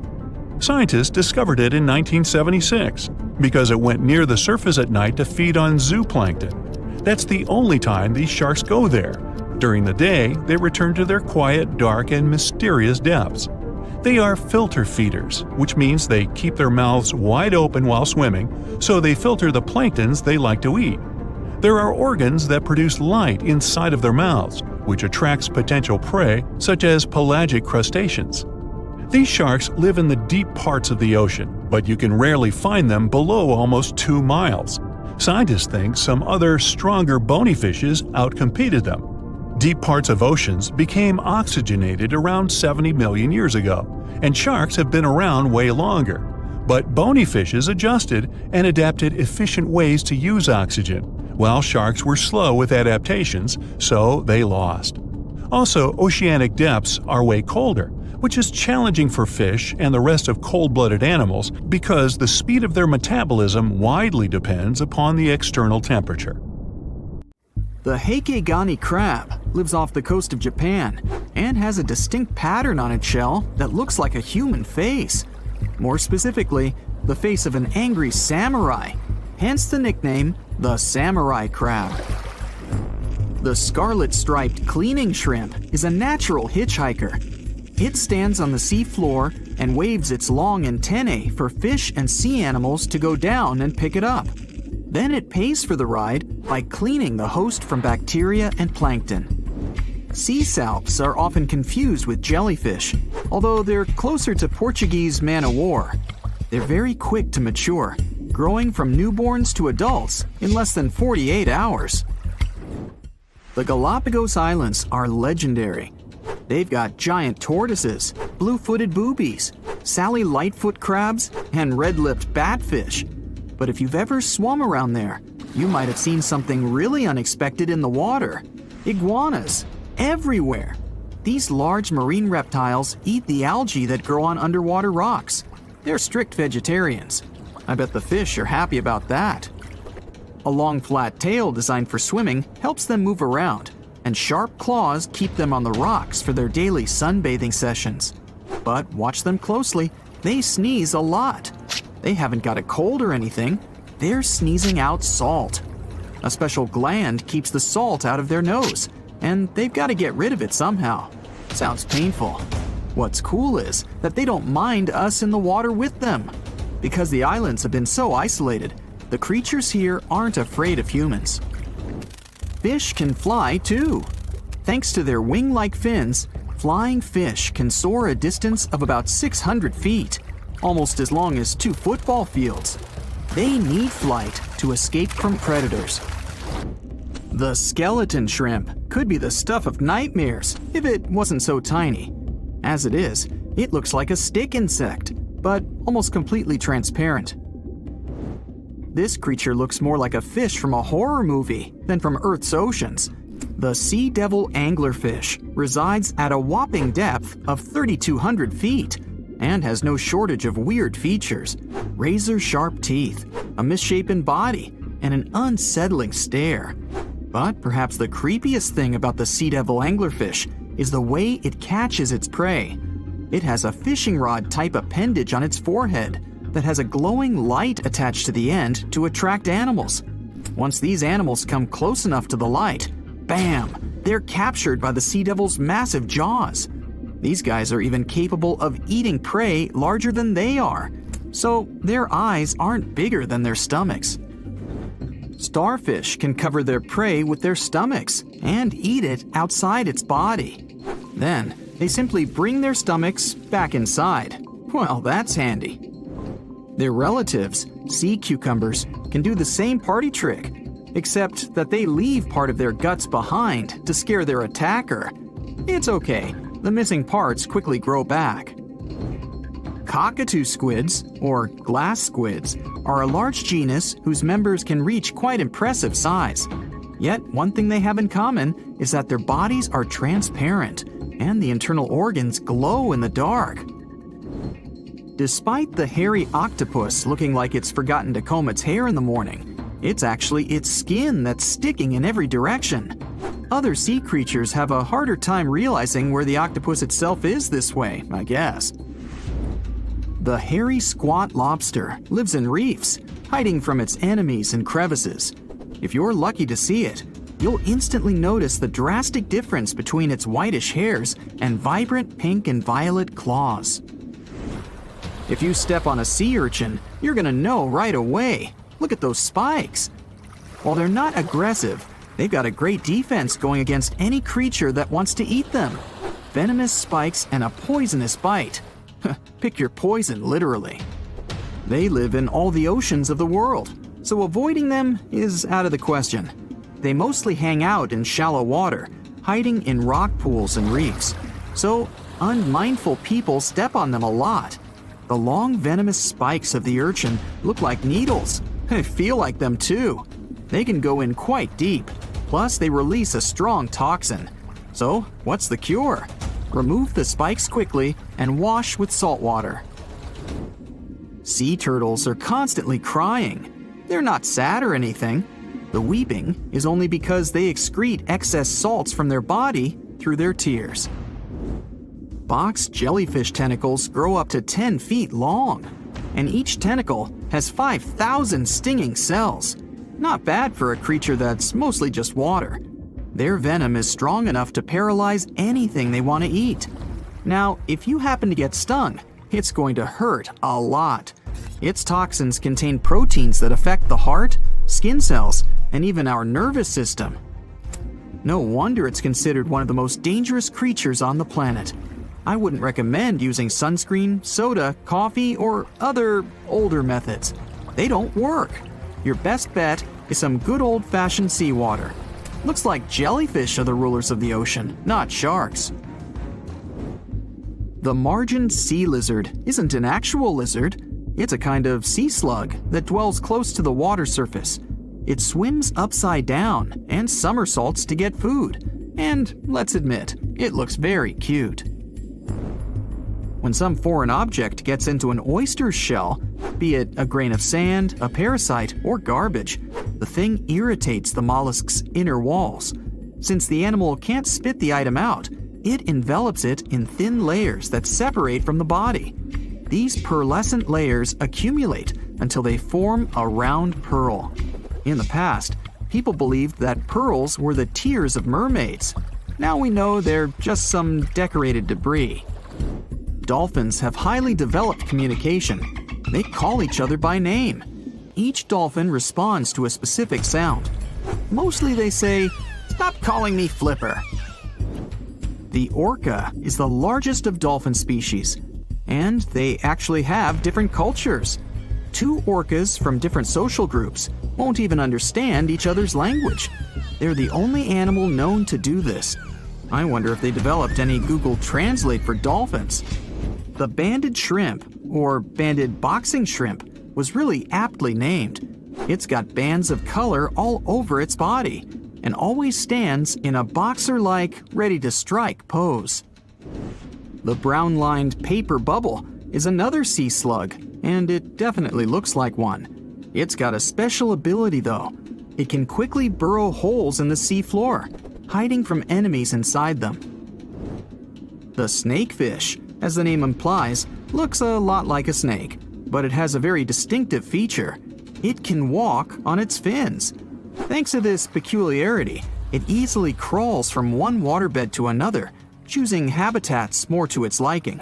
On the way, a snakefish can get hungry, for sure, so it often munches on small birds and rodents. It can grow quite big, though, and hunt even larger animals. How much weirder can it get than to walk through the woods and suddenly see a huge and toothy fish stalking some rabbit? The alligator snapping turtle catches its prey by going fishing. Its tongue looks like a worm, and the turtle waits with its mouth wide open at the bottom of a stream, lake, or pond until some unsuspecting fish takes the bait. Then, snap! The jaws come together faster than the blink of an eye, and dinner is served. The mossy jellyfish is normally invisible in the dark abyss where it dwells, but when exposed to light, it will reflect it and shine beautifully. The black swallower might be small, but make no mistake, it could easily gulp down your favorite puppy. It can open its mouth extremely wide, allowing it to swallow prey twice its size. The African tigerfish will eat whatever it finds, and given its own size and that of its monstrous teeth, you can imagine it finds a lot of food. It mostly feeds on other fish, but when nutrition is scarce, it can jump out of the water and catch both insects and small birds right in the middle of the flight. It's not so big as to eat a human, of course, but the name should warn you that it can easily take a bite out of your arm or leg. Your brain controls your arms and legs, but with an octopus, each arm is actually kinda independent with its own special brain, held together by a bigger central brain, kinda like the conductor of an orchestra. The central brain sends higher-level signals to each arm, saying things like, "Move to the left, there's a crab behind the corner," or "Touch this silly human's foot, let's mess with him a little bit." No matter how smart their arms and legs might be, an octopus still needs to look after them all the time. Think you know what lurks in the depths of the ocean?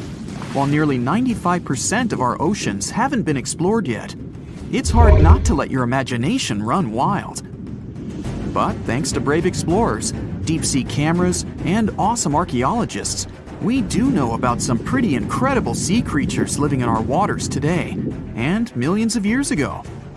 From the 9-foot spider crab to the 60-foot prehistoric megalodon, these sea dwellers come in all shapes and sizes. But let's focus on sea creatures famous for their huge size. Can you guess which living species of whale is the largest? Well, it's not the orca, but that's a good guess. The orca is a toothed whale that can grow to anywhere from 23 feet to 32 feet, which is slightly smaller than a school bus. How about the narwhal? Nope, they're not the biggest either. These unicorns of the sea live mainly in Arctic waters and only grow 13 feet to 20 feet in length, and that's including their 9-foot tusk. Tired of guessing? Okay, I give in. The largest whale that still exists today is the blue whale. At a jaw-dropping 82 feet to 105 feet, the blue whale is not only the biggest whale we know of, but is currently the largest animal to have ever lived on Earth. Seriously. These animals are bigger than a T-Rex, and even the prehistoric megalodon. If you were to put a blue whale next to a school bus, it would look like it could swallow it. Think about that. According to National Geographic, a blue whale's tongue can weigh the same as an elephant. And their hearts can weigh as much as a car. That doesn't even sound possible. It's no wonder these giants need to eat about 4 tons of krill every day. While there aren't too many animals living today that can compete with the blue whale's epic proportions, there is an entirely different species that is a good contender, and it's not quite what you would expect. It's a jellyfish. No, I'm not talking about the little jellyfish that wash up on the shore and ruin a perfectly good day at the beach. I'm referring to the lion's mane jellyfish, the biggest jellyfish around. This invertebrate can grow up to 120 feet long. They also come in different gorgeous colors like red, purple, or even shades of orange. As if their length wasn't impressive, the lion's mane jellyfish boast a whopping 8 sets of 70 to 150 tentacles. That means they can have up to 1,200 in total. And here's the giant oceanic manta ray, the largest type of ray in the world. Their wingspan can be longer than a bus. These guys can reach 30 feet in length. They also have the biggest brain compared to body size among all fish. Unlike their stingray cousins, mantas don't have venomous tails. And while the lion's mane jellyfish and the blue whale are yet to be beaten for the longest sea creature, there is one marine creature that can grow even larger in length. The Portuguese Physalia physalis, tentacles and all, can reach a length of 165 feet long, and that's according to mentalfloss.com. While this thing may look a lot like a jellyfish, it's actually known as a siphonophore, and there are hundreds and sometimes thousands of them that are genetically identical. Their long tentacles help the organism catch prey, and its sting is fatal to most animals, even humans in some cases. What's even creepier is that if one of the tentacles comes off the organism for whatever reason, it can float around the water for days before decomposing. Even if it's detached, this tentacle can still sting you. But don't go running out of the ocean just yet. Your chances of being hurt by a Portuguese Physalia physalis sting are pretty slim. However, if you do get stung, the side effects aren't pretty, with welts, stomach cramps, an elevated heart rate, and an upset stomach. While you don't want to go anywhere near these long creatures, they sure are pretty to look at. Check out all those colors. The Shastasaurus is the biggest marine reptile that has ever existed. These predators lived during the late Triassic period, about 210 million years ago. These amazing giants could reach lengths of up to 69 feet and weighed more than 75 tons. This made the Shastasaurus as heavy as a blue whale. And if you could stand this creature up vertically, it'd be as tall as a 7-story building. Despite appearances, the Shastasaurus was actually pretty slim for its size. Its ribcage was only 6 feet across. You'd think that this big guy was chowing down on other dinosaurs, but that's not the case at all. This reptile survived on a diet that consisted of small fish and cephalopods, like octopuses and squids. The Albertonectes is a bright representative of the plesiosaur family, meaning that this marine reptile had a small head on an incredibly long neck and large flipper-like limbs that helped it move through the water. These creatures occupied the seas around North America 76 to 70 million years ago.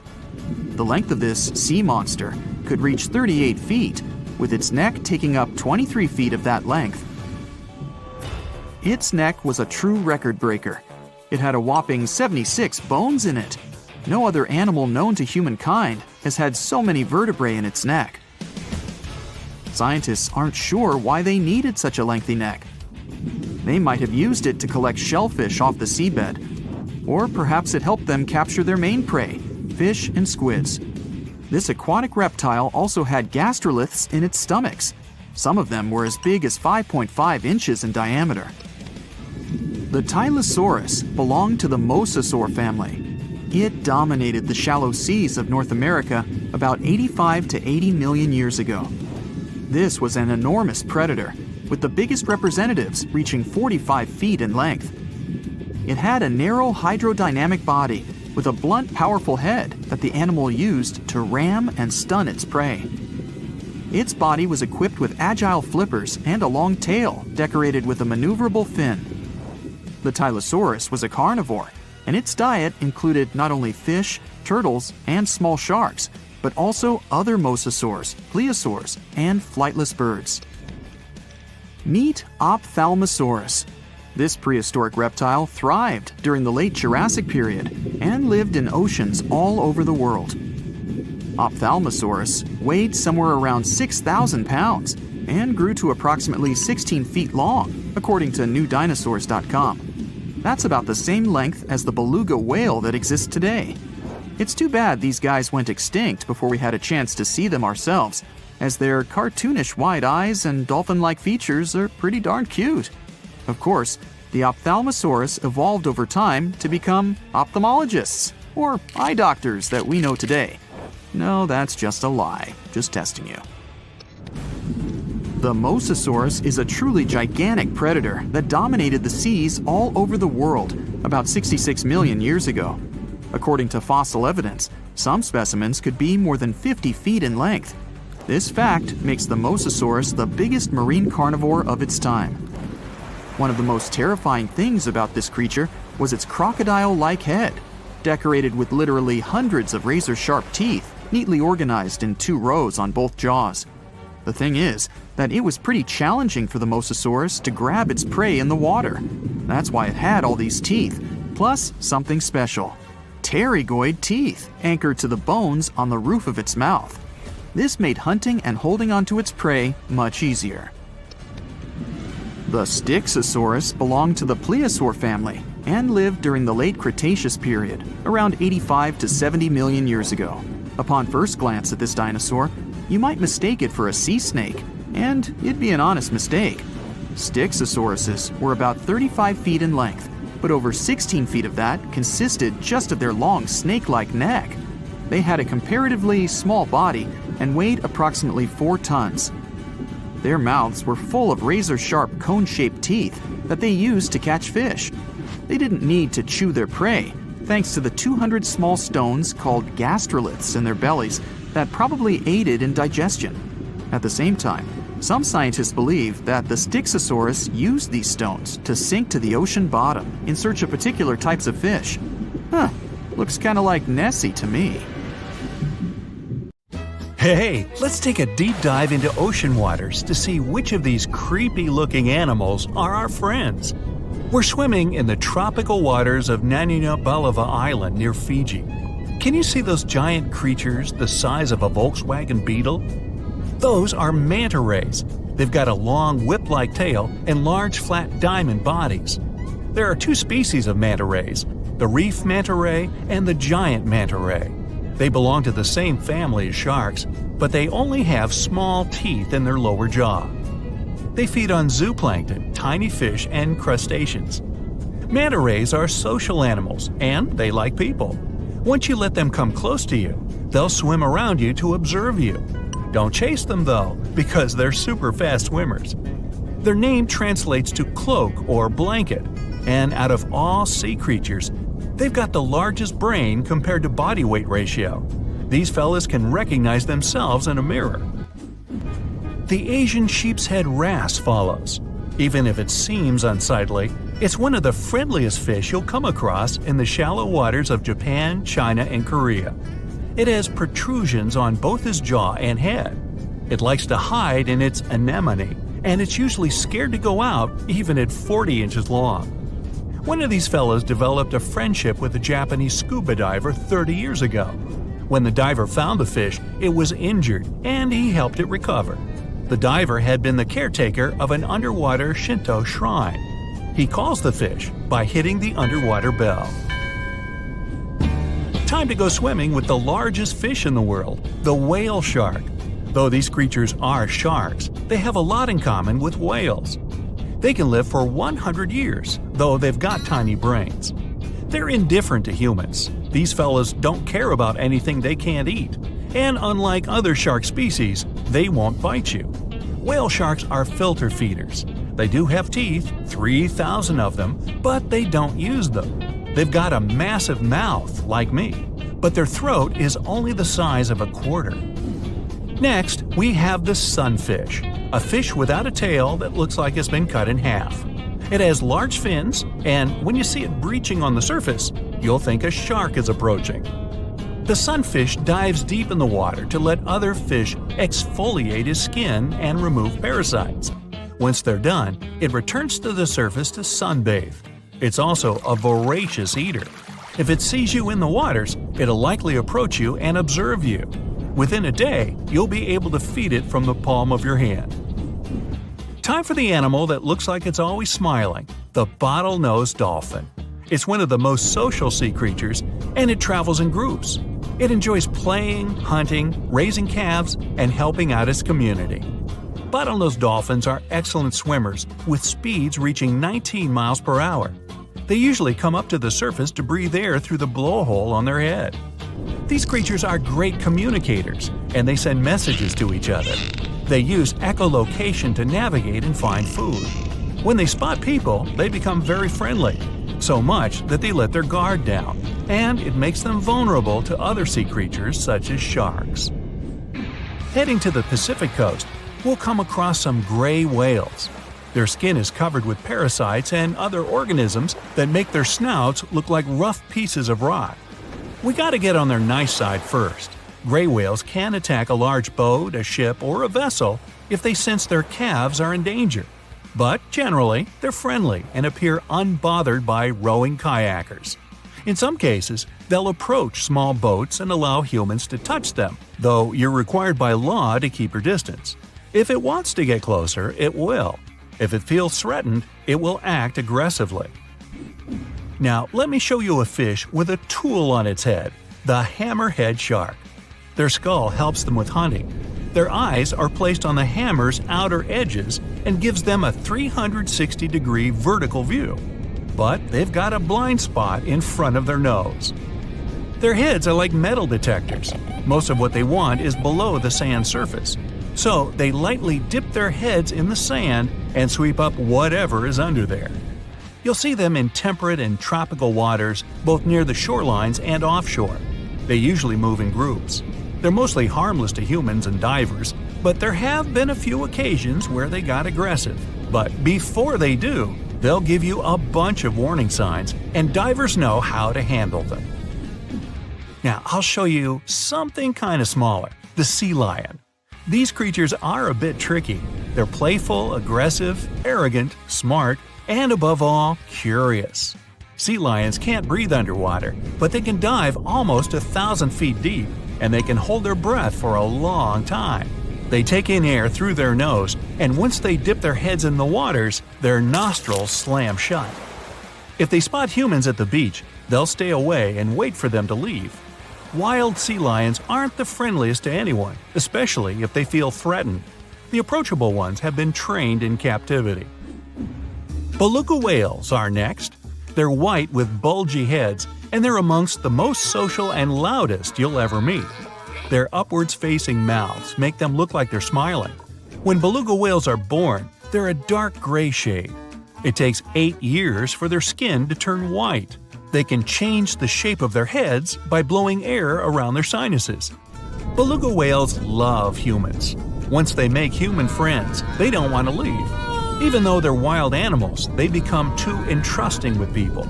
Marine biologists suggest staying away for their safety. Have you heard of sea cows? Those are actually called manatees. You'll see some in rivers and others in the ocean. Even though they're large, they usually stay in shallow coastal areas, munching on seagrass, leaves, and algae. Manatees bring their heads to the surface every 4 minutes or so to breathe, but they can hold their breath longer than that. They're slow travelers, and even if they aren't as smart as dolphins, they can understand colors. These fellas are gentle giants, and they like to approach humans searching for warmth. Next, we've got the basking shark, the second largest shark in the world. Their mouth is their most impressive feature, like me, since it can open more than 3 feet wide. Okay, you win.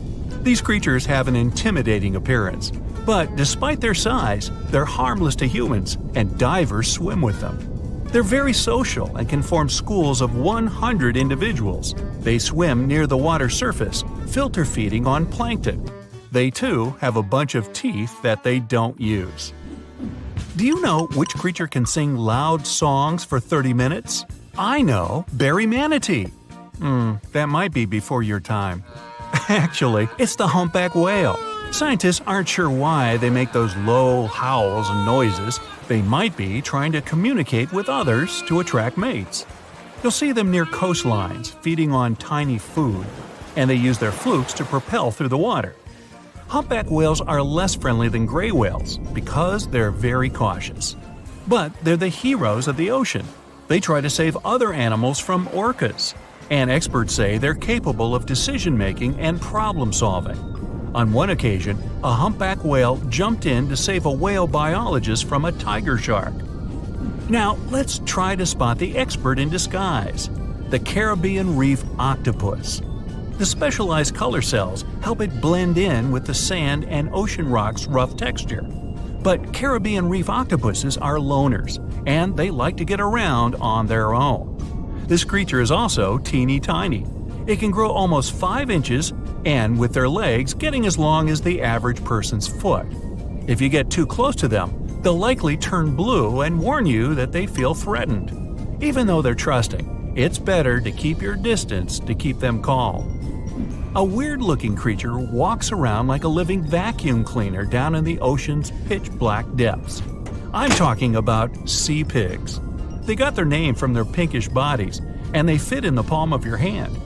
These creatures don't swim, they walk around on the seafloor. Their legs consist of 5 to 7 pairs of enlarged tube feet, and they have tentacles around their mouths to fiddle through the mud to find scum to munch on.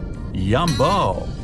Since they're vulnerable, they have poisonous skin for protection against other sea creatures. If you encounter one, it'll be quite friendly, but if you want to keep it as a pet, you'll need a very deep tank. Speaking of slimy water creatures, let's talk about comb jellies. They're friendly animals that like to swim close to the shore on warm summer evenings. There are 2 types of comb jellies, some with 2 tentacles and some without any.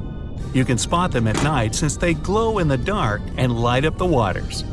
One of them is the sea gooseberry. On the sand it looks like a transparent blob of jello, and it can fit into a teaspoon. Unlike jellyfish, comb jellies don't sting because they don't have stinging cells, and they're safe to swim with. You're sitting in a soft chair at home and watching TV. Click, another reality show. Click, an action movie you've seen so many times. Click, a nature documentary. Boring. Click, click, click. The remote stopped working. Great. You open the back lid to change the batteries, and a random thought occurs to you. How did they come up with these batteries, you think? With the help of the fish, a voice from the TV answers you. You look at the screen. The host of the wildlife show talks about electric eels, how they generate electricity, why they don't hurt themselves with it, and how they help to create batteries. Okay, they got your attention. Make yourself comfortable and enjoy. We fly to South America. Here our exciting adventure through the tropical jungle begins. We need to go along the Amazon and find a small pond or stream that branches from the river. This is where our shocking little heroes live. You pull a fishing rod out of your backpack and throw the line into the water. Very soon, the fish should take the bait. By the way, an electric eel is not an eel at all. It's a fish, and it's closer to the carp or catfish family. The line is wiggling. You pull the rod but realize you're not strong enough because an electric eel is a really big creature. Its length can exceed 8 feet. That's more than the average height of a professional basketball player. And it weighs about 44 pounds. Size isn't the only thing that's scary about it. The electric eel is able to shock you really bad. An electric eel can't breathe in water like fish do. It needs to come up to the surface and breathe the air above. Besides, they jump out of the water to attack predators. This is their way of protecting themselves. The eel's electric power can reach more than 600 volts. This burst of energy is enough to knock an adult horse off its feet. That's why you need fake bait to make the eel deplete all its energy. You were prepared for this and took a life-size inflatable alligator doll with you. You throw it close to the fish, the eel attacks it several times. Now you have time before the fish recharges itself. You put the eel in a glass tank filled with water and carefully study it. Previously, when people discovered this fish for the first time, they placed it in an aquarium and transported it around the world. In Europe, the eel was shown at exhibitions, and people considered it a real monster. But thanks to science, we now know how this fish generates electricity. The eel's body contains electrical organs. There are thousands of disc-shaped cells called electrocytes all over its body. When the eel wants to fight off an enemy or attack its prey, its brain sends a signal that passes through the whole nervous system and gets into the electrical organ. Electrocytes are instantly charged with electricity and release it. Individually, these cells are weak, but what's peculiar about this organ is that it provides a charge to all cells at the same time. They create an electric field around the eel, which scatters in different directions and stuns all living things nearby. In 1800, the way eels accumulate electricity inside them inspired an Italian physicist, Alessandro Volta, and helped him create the world's first battery. At the time, he called his invention a voltaic pile, and the unit of measurement of electric potential was named after the scientist himself, the volt, that's it. Anyway, still Volta couldn't understand why the electric field didn't touch the eel itself. More than 200 years later have passed since then, and science still can't explain this phenomenon. It's possible the charge is released very quickly and doesn't have time to touch the eel. Also, there's a theory that during the strike, eels bend their body in a certain position that allows them to avoid getting struck. But there are cases when eels accidentally hurt themselves.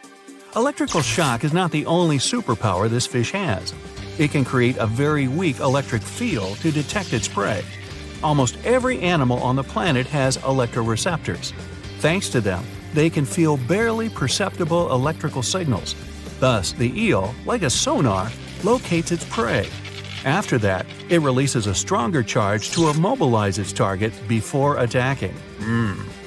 There are about 350 species of fish that can generate electrical discharges, but the most powerful is the eel. Some creatures, such as the elephant fish, use this ability to detect predators and hide from them. The charge in their organs is not enough to attack, but still sufficient to recharge a small battery by 2/3. One of the weirdest fish releasing an electric discharge is the stargazer fish. To see it, we need to dive to the bottom of the ocean. Now, look very carefully. Among the ocean's sand and rocks, you can distinguish the faint outlines of big eyes and a creepy mouth. Now, that's not me. The face looks like an imprint of some sinister creature, but it's the real face of a stargazer. The fish merges with the seafloor to catch prey. It has eyes, nostrils, and mouth on the top of its face, all in the same place. It buries itself in the sand, opens its mouth, and waits for little fish to swim by. Organs that produce electricity are behind the stargazer's eyes. The fish uses them to protect itself from predators. The shock confuses the enemies, and the stargazer has time to swim away. And not only sea dwellers can generate electricity. Let's go to lush green meadows to see them. Bees fly and work hard here. These creatures flap their wings so fast that they generate an electrical pulse. Look how a bee flies up to a flower, pollinates it, and leaves a faint electric trace on it. If another bee gets to this flower, it will notice the electric mark, understand that this flower has been harvested already, and try another one. In the jungles of Madagascar, Africa, and Australia, you can meet the gecko, one of the most tenacious lizards in the world, which can climb on any surface.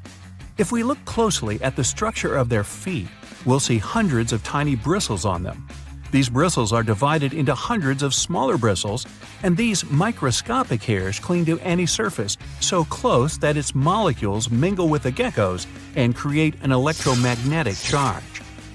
Some spiders can even fly using the Earth's electric field. During and after a thunderstorm, charged electric particles appear in the sky. Spiders climb a tree or a tall blade of grass and release their webs. The silk gets electrified and raises, and the spider gets thousands of miles away and rises to the heights where passenger airplanes fly. Besides, spiders use electricity to catch prey. They cover their web with a special glue with electrostatic properties. This glue is immediately attracted to any objects that fly in the air. Thanks to this ability, the prey is very easily entangled and gets stuck inside the silk. The oriental hornet has pigments that work just like solar panels do. The hornet absorbs the sun's rays and converts them into energy. Almost all living creatures have an electrical potential. You, watching this video, holding a cup of tea in your hands, or talking to someone. This all happens because your brain sends a signal to your nervous system, and this signal is electrical. You go to the gym, lift heavy dumbbells, squat with a barbell, and all your muscles are contracted with the help of an electric charge. This energy is present in almost all cells. The only question is why some animals have a stronger charge, while others have a weaker one. Evolution is the answer. In the water, where visibility and audibility are bad, and where it's impossible to hide from predators or find prey, living creatures received electrosites for navigation, protection, and communication. Wow, wasn't that information shocking? Why can't mermaids be real? Well, firstly, they would freeze and struggle to survive in the frigid ocean waters. Brrr. You know, those skinny Disney types would turn into icicles. The truth is, the human body isn't built for prolonged aquatic adventures. I mean, come on, who wants to hang out in bone-chilling depths? Sure, there are warmer spots near the ocean surface, but if mermaids wanted to set up shop at the bottom of the deep blue, things would get frosty real quick. Water temperature drops like a pop balloon the deeper you go. So what would a cold-resistant mermaid look like? Hairy and big. Imagine a super fuzzy aquatic mammal or an extra plump mermaid rocking the underwater fashion scene. Not exactly the image we had in mind, huh? Secondly, they just can't cherry-pick body parts like in a mythical buffet. Mammals and fish play by different rules. Fish don't have the warm-blooded hairy vibes that define mammals like us. It's like trying to merge a human with a fish. Evolutionarily speaking, that's a big no-no. Our human lineage and the fish clan took different paths long ago. They're distant relatives, like that cousin you see at family reunions and awkwardly wave at from a distance. And don't even get me started on digestive dilemmas. Fish and mammals have completely different plumbing systems. When you imagine a mermaid with a mix of mammalian digestive powers and fishy hindquarters, well, things just don't add up. Let's dive deeper and separate fact from fishy fiction. If mermaids needed to swim up to the surface for a gulp of fresh air, they'd require a blowhole instead of a regular nose and mouth. You know, just like our crocodile friends with their handy nostrils. Breathing underwater ain't no easy feat, my friends. Now, if mermaids were all about that aquatic life, they'd either need gills that they curiously lack, or another clever way to supply themselves with oxygen. Marine mammals have evolved anatomies that allow them to survive those lengthy oceanic excursions. Human divers, on the other hand, have their lungs shrunk in size when they go deeper due to the pressure. Some whale species have special rib cages to protect their lungs during such moments. Plus, they've got that fancy myoglobin stuff in their muscles and blood, which loves to cozy up with oxygen. Mermaids would need something similar in their toolkits. Now, let's not forget about those gangly human arms and fingers that serve us so well on land. Hello, pizza time. Sadly, in the water realm, they're not ideal. If mermaids had been around longer in evolutionary terms, maybe their arms would have undergone some serious makeover. If mermaids had a lengthier evolutionary history, those arms would need some adjustments, that's for sure. Unless, of course, there was a good reason for their existence. Maybe their environment would require them to be food-gathering aficionados rather than speedy swimmers. So you see, the mixture of human and marine anatomy may offer the worst of both worlds. The challenges remain even if we reverse things, with human legs at the bottom and a fish head on top. Hey, want to kiss the girl? No. Gills for easy breathing? Handy indeed. Yet, what about those exposed human parts struggling to withstand the ocean's wintry charms? The Fiji mermaid was a curiosity that gained popularity in sideshows during the 19th century. It consisted of the torso and head of a juvenile monkey sewn onto the back half of a fish. This peculiar object was presented as the mummified body of a creature believed to be half mammal and half fish, resembling a mermaid. P.T. Barnum, the renowned showman, acquired the mermaid and exhibited it in his American Museum in New York in 1842. The mermaid's appearance, described by Barnum himself, departed from traditional depictions of mermaids as attractive beings. Instead, it was described as an ugly, dried-up creature frozen in a painful-looking pose. It was another hoax promoted in those times. I know, this sort of breaks the spell. But if the water is going to get dangerously cold, then realistically, mermaids would spend some time fattening up. Basically, they would look like sea lions. It all comes down to the freezing temperatures of water at some point. This made me ask, what if the ideal place for these ladies was underground caves and Arctic waters? Well, let me tell you a story. Once upon a time, mermaids discovered a wondrous secret in the deep ocean depths, where sunlight could barely reach. In this realm of imagination and possibility, they stumbled upon a hidden underground springs and caves adorned with intricate coral formations.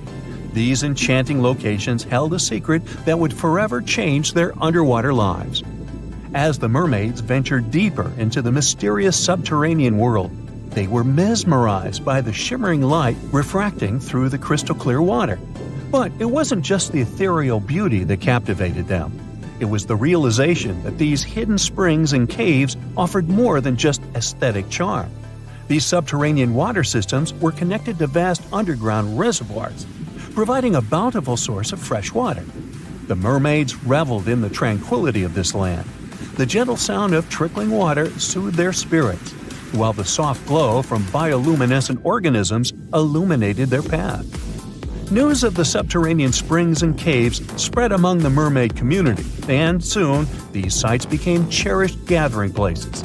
Mermaids would share stories and songs, their melodious voices echoing through the caverns, creating an atmosphere of joy and enchantment. There was another place where they could live happily, the icy Arctic and Antarctic regions, where frost and snow reigned supreme. In this realm of imagination, the mermaids had evolved to thrive in the extreme cold, defying the expectations of the underwater world.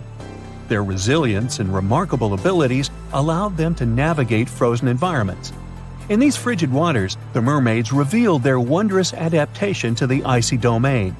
Their iridescent scales glistened like ice crystals, shimmering with hues of blue and silver that mirrored the frozen landscapes around them. They possessed an innate ability to regulate their body temperature, enabling them to withstand the biting cold and icy currents. To navigate through the frozen terrain, the mermaids developed special features. Their tails transformed, bearing a majestic combination of sleekness and strength, resembling the magnificent flukes of the Arctic whales. With each flick, they propelled themselves effortlessly through the dense icy waters, moving with a grace that mesmerized everyone who saw them. Within this frozen wonderland, the mermaids found solace and purpose. They became the guardians of these icy realms, nurturing delicate ecosystems hidden beneath the frost-covered surface. Okay, well, maybe the story is just one version of how reality could unfold, but we do have real-life mermaids in our world. People admire these creatures so much that they create events and communities to swim together while wearing costumes. In the UK, there is a mesmerizing mermaid who is admired by a lot of people. Her name is Hannah Caddick, also known as Mermaid Torva, and her tale showcases the vibrant colors of the local sea life. The Portland Week event is organized to raise funds for an environmental group, and Hannah, who resides on a nearby houseboat, is part of the growing community of mermaids in the UK. Like other mermaids, Hannah uses a monofin, a large single flipper that propels her through the water. These monofins can be quite expensive, with silicone tails costing over £2,000 and often being meticulously handcrafted. So, would you consider getting a tail and joining this community? Or would you prefer to be a spectator and watch them from the shore? And here's a short useful fact. Nowadays, when we hear the word siren, we often think of mermaids. But let's not forget that sirens were there to blur the line between life and the beyond and to serenade everyone with an utterly irresistible song. While plenty of water-dwelling temptresses are out there, the sirens were the real deal. They lured sailors. But mermaids aren't the same as them. Mermaids are enchanting and nice creatures. And these days, sirens are what you hear when fire trucks, ambulances, and police cars drive by on their way to help someone. The deeper you go, the creepier they get. You're about to travel to the darkest ocean depths and check whether this claim is true. Are the creatures living there as scary as people think? You go 120 feet down underwater. Pay close attention to the bottom under your flippers. Oh my, what's that terrifying face half hidden in the sand? That's the northern stargazer. You can meet this fish in the eastern United States. It buries itself in the sand until unsuspecting prey gets near. Then, the nightmarish creature electrically shocks the poor animal and dines on it. You are moving deeper to 240 feet under the surface. That's where you spot a colorful, puffy creature, no more than 1 foot long. It's the sarcastic fringehead. At first, the fish seems to be harmless. Only unless it's provoked. When this animal is agitated, it opens its huge mouth to fend off predators. This defense tactic is a sight to behold, both surprising and frightening. Luckily, the fish is no threat to people whatsoever. The creature you see next can comfortably live in shallow waters, but you meet it at a depth of 900 feet. You don't even need to wonder why the animal's called the Game of Thrones brittle star. Unlike starfish that slowly crawl across the seabed, this creature moves fast. It wriggles its long, flexible arms to get from point A to point B. Its body is protected by a hard calcium carbonate shell. Also called snake stars, these creatures are tiny and easily fit in nooks, cracks, and small crevices in rocks. At a much greater depth of 2,000 feet, you come across the giant squid. For a long time, it was thought to be a creature from legends rather than a real animal. The giant squid was first caught on camera in 2001, and it's exactly as big as its name implies. The creature's eyeballs are the size of soccer balls, and the squid itself can weigh up to 600 pounds. Almost 3,000 feet below the surface, you get spooked by another creepy-looking animal. It's somewhat red and rather small, no longer than 1 foot long. As you approach the creature, it looks rather docile, or maybe just indifferent. The vampire squid, that's the animal's name, looks like an umbrella with tentacles. It doesn't even produce ink, so you leave it alone. Soon after that, at a depth of 3,200 feet, you meet the cookie cutter shark. This creature is a parasite. It attaches itself to big fishes, dolphins, whales, and sometimes even people. Then, using its neatly arranged serrated teeth, it gouges out cookie-sized pieces of meat. This nasty glowing animal doesn't grow larger than 20 inches and lives in the ocean twilight zone. At a depth of 3,300 feet, the light becomes a rare and valuable thing. The animals living that far away from the surface have to evolve unusual features to survive. That's how the barrel-eye fish ended up with a transparent head and 2 super-sensitive barrel-shaped eyes. Right now, pretty much like always, they're pointed upward, allowing the fish to see potential prey and you. Almost 4,000 feet below the surface, you see something droopy and saggy. The blobfish doesn't have a skeleton or any muscle. Its jelly-like flesh lets the creature survive incredible water pressure. Despite its appearance, the blobfish is an ambush predator. It usually lies very still on the bottom, waiting for unsuspecting prey to swim by. You go a bit deeper and spot a creature that looks particularly ghastly. The goblin shark senses prey with its snout. The creature's terrifying jaws are attached to elastic ligaments. When some animal comes too close, the shark catapults its mouth forward to catch it. If your mouth could do the same, you would be able to eat things dangling 7 inches away from your face. Even deeper than that, at 5,000 feet, you notice another member of the shark family. The frilled shark looks like an overgrown eel, but its gills are lined with red fringe at the edges, hence the name. The creature's horrifying mouth has 25 rows of razor-sharp backward-facing teeth, 300 in total. The shark prefers to hover in the water, waiting for its prey to come closer. Then, it charges at it like a snake. Suddenly, you see something glow brightly like an electric bulb. But after coming closer, you recoil in horror. The creature looks like an upgraded eel equipped with oversized teeth. That's the deep-sea dragonfish that can live at a depth of 6,000 feet. Chemical processes going on inside the fish's body produce an eerie red glow. This glow is used to communicate with other fish. At the same depth, you meet another deep-sea inhabitant. Its most prominent feature is its huge mouth. Thanks to it, the gulper eel can swallow its prey whole. Its stomach can expand to a terrifying size when it needs to fit something large. At a depth of 6,600 feet, you come across an angry-looking creature with a fishing rod over its head. It's the deep-sea anglerfish. The animal has an unusual dorsal spine, even though it's worn only by females. It protrudes above their mouth and has a lure on its tip, some luminous flesh that baits prey. The anglerfish has such a big mouth and its body is so pliable that it can swallow animals twice its own size. You're 7,000 feet down when you see another fish that's glowing in the dark. The black dragonfish is a sly creature. It has its light-producing organs arranged along its belly. The spooky creature also has gleaming flashlights next to its eyes. They help the animal find prey and attract potential mates. At the same depth, you also spot an enormous pillbug. But unlike the critter you can find in your garden, this one is at least 20 inches long. That's the giant isopod, and it is, indeed, related to the roly-poly, as well as crabs and shrimps. These creatures may look somewhat scary, but they're harmless. They feast on other deep-sea animals only after those have passed away. At a depth of 13,000 feet, you notice the ocean floor has become a bit fluffy. That's because it's covered with zombie worms.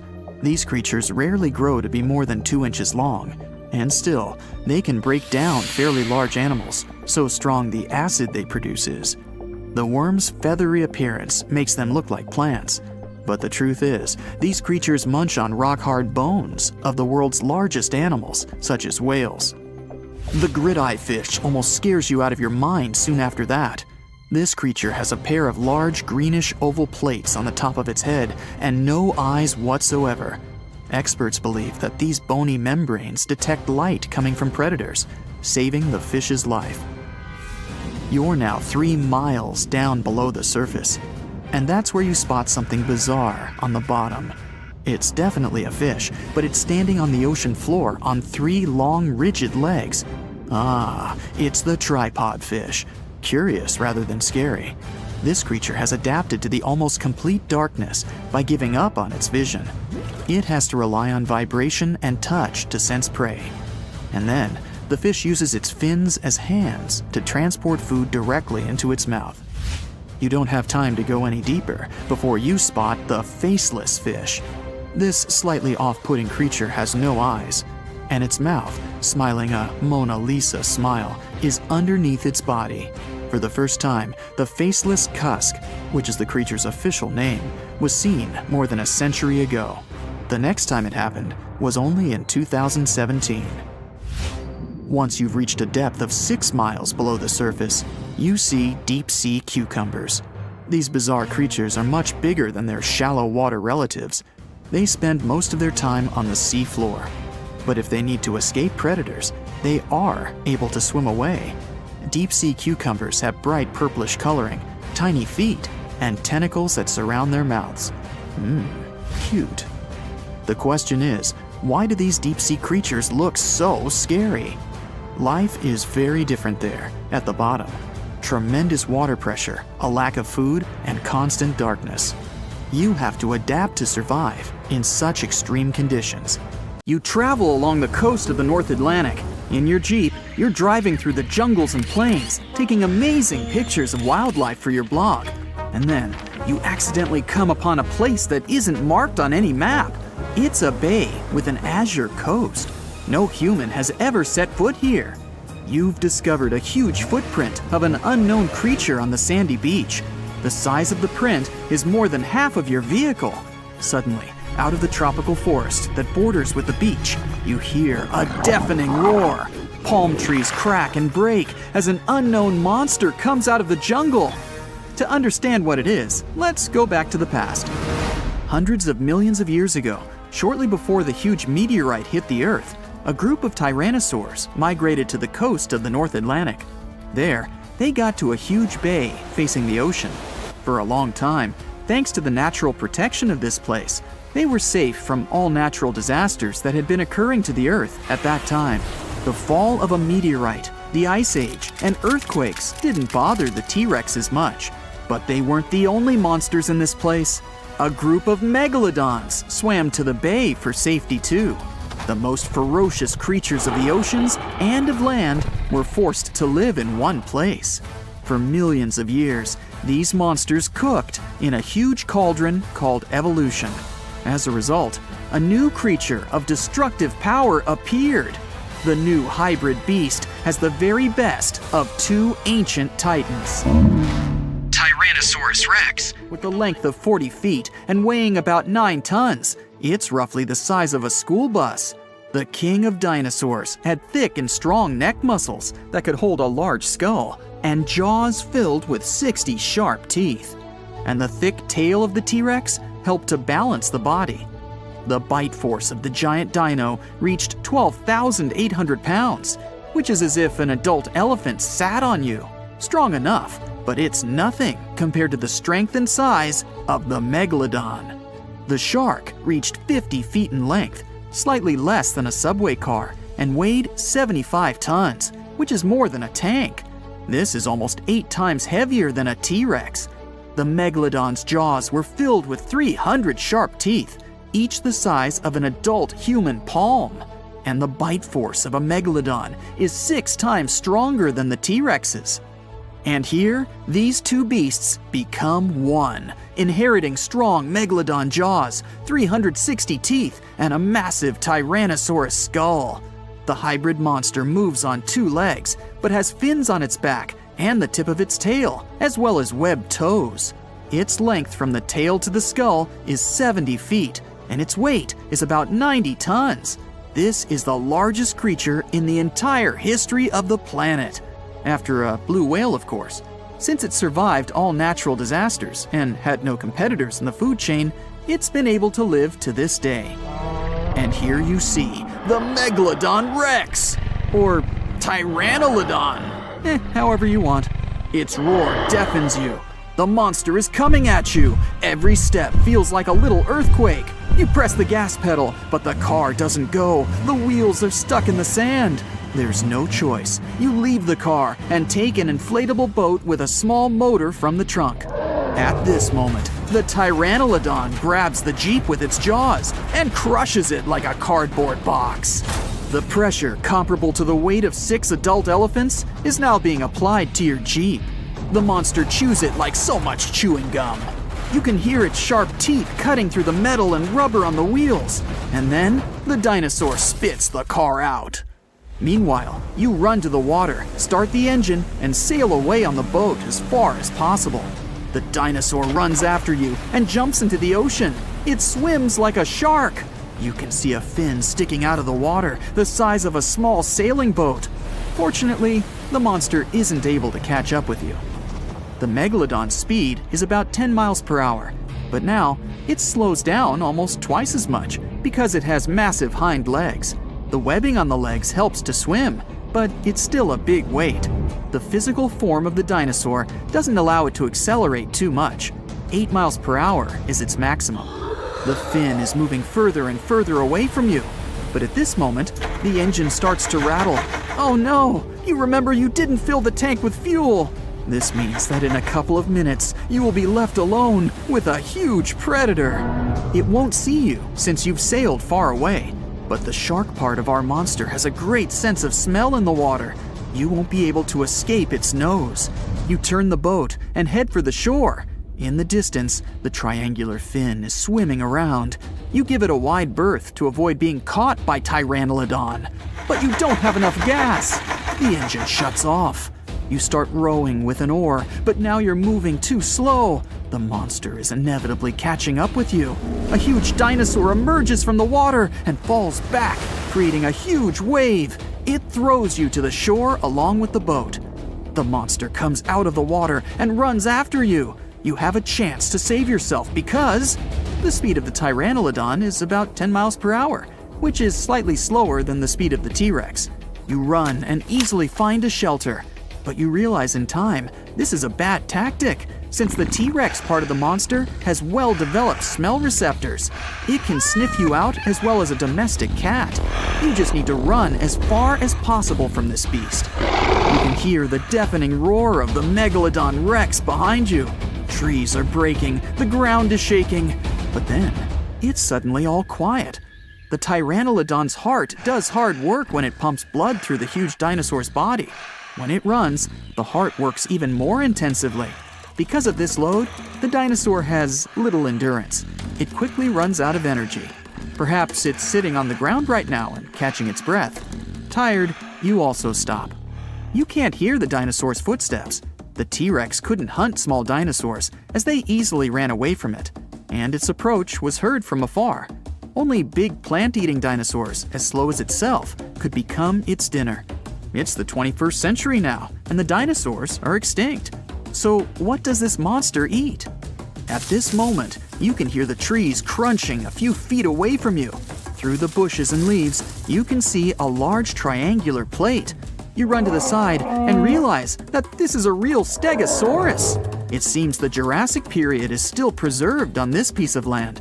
The herbivorous dinosaur, the size of a bus, calmly eats grass and makes noise. On the other side, you hear the heavy footsteps of the hungry Pteranodon. The Stegosaurus senses the upcoming enemy. It gets into a fighting position. Pteranodon is approaching. You run back to a safe place and watch the fight. Pteranodon runs out of the jungle. It growls, opens its massive jaw, and attacks the herbivore. The Stegosaurus quickly hits the enemy with its barbed tail. The Pteranodon falls to the side. Trees shatter into splinters, and the ground shakes under the huge monster. It gets up and furiously runs at the opponent. You decide to run away to buy yourself some time. You come to the shore, jump on the boat, and row as far as possible from the bay. The roars of two giant dinosaurs come from the jungle. You decide to sail along the bay and get to the beach with civilization. While you're sailing, you notice that it's suddenly become quiet. Too quiet. Waves appear on the surface, but there's no wind. The water bubbles, and you hear a terrible hum from the ocean depths. Through the blue surface, you can see several tentacles. They're huge, and they're on your every side. This must be a huge squid, or even a kraken. But then, you see the head of this monster is a shark's one. Now you definitely can't escape, because the Crackalodon swims out of the water. But this is a completely different story. There's a creature somewhere deep in the ocean looking for prey that would make Dracula himself proud. It's been around since before even the dinosaurs walked the earth. It has no bones or jaw, but it doesn't stop this underwater vampire from hunting. The name of this eel-like parasite is the Pacific lamprey. The English monarch loved this fish so much that he defied doctors' orders to stop eating lamprey flesh. He got sick every time he'd have the original gooey fish. But the lack of bones and the fact that this lamprey tastes like slow-cooked beefsteak made the royal fall in love with the fish once and for all. The product of this love was a chill in his aged body, some heavy sweating, and some other scary symptoms, which eventually took his life and interrupted his 35-year reign. The lamprey is way better at surviving, as it lived through at least 4 mass extinctions. Its ancient ancestors evolved over 450 million years ago. There are around 40 living species of lampreys still thriving across the world. The Pacific lamprey is just one of them. These creatures have cartilage instead of bones, and a third eye, which is a special light-sensing organ on the top of their heads. Instead of a regular jaw, they have a sucker mouth surrounded by teeth. It's perfect for latching onto prey and sipping up body fluids like underwater vampires. Once they pick a victim, they suction it, making a seal that's almost impossible to break. Scientists believe the Pacific lampreys don't munch on flesh. Female lampreys lay up to 200,000 eggs in nests that stay in fresh water for 3 to 4 weeks. Once the larvae hatch, they burrow into sediment and stay under the sand for up to a decade. When they hit their teenage years, these miniature Draculas re-emerge and migrate from freshwater all the way to the Pacific Ocean. This journey isn't the easiest, and it takes some changes to its appearance and physiology to adapt to a huge change in salinity. After several years, they go back to freshwater to reproduce. Pacific lampreys can use chemical clues released by their larval migrating pals to find their way. They can travel hundreds of miles inland to find the perfect spot for spawning and rearing. It's not always the same place they spawned in. Many species of birds, mammals, and other fish can appreciate the fatty flesh of lamprey. This makes them some of the most valuable players in freshwater and marine ecosystems. Another lamprey type, the sea lamprey, is native to the Atlantic Ocean.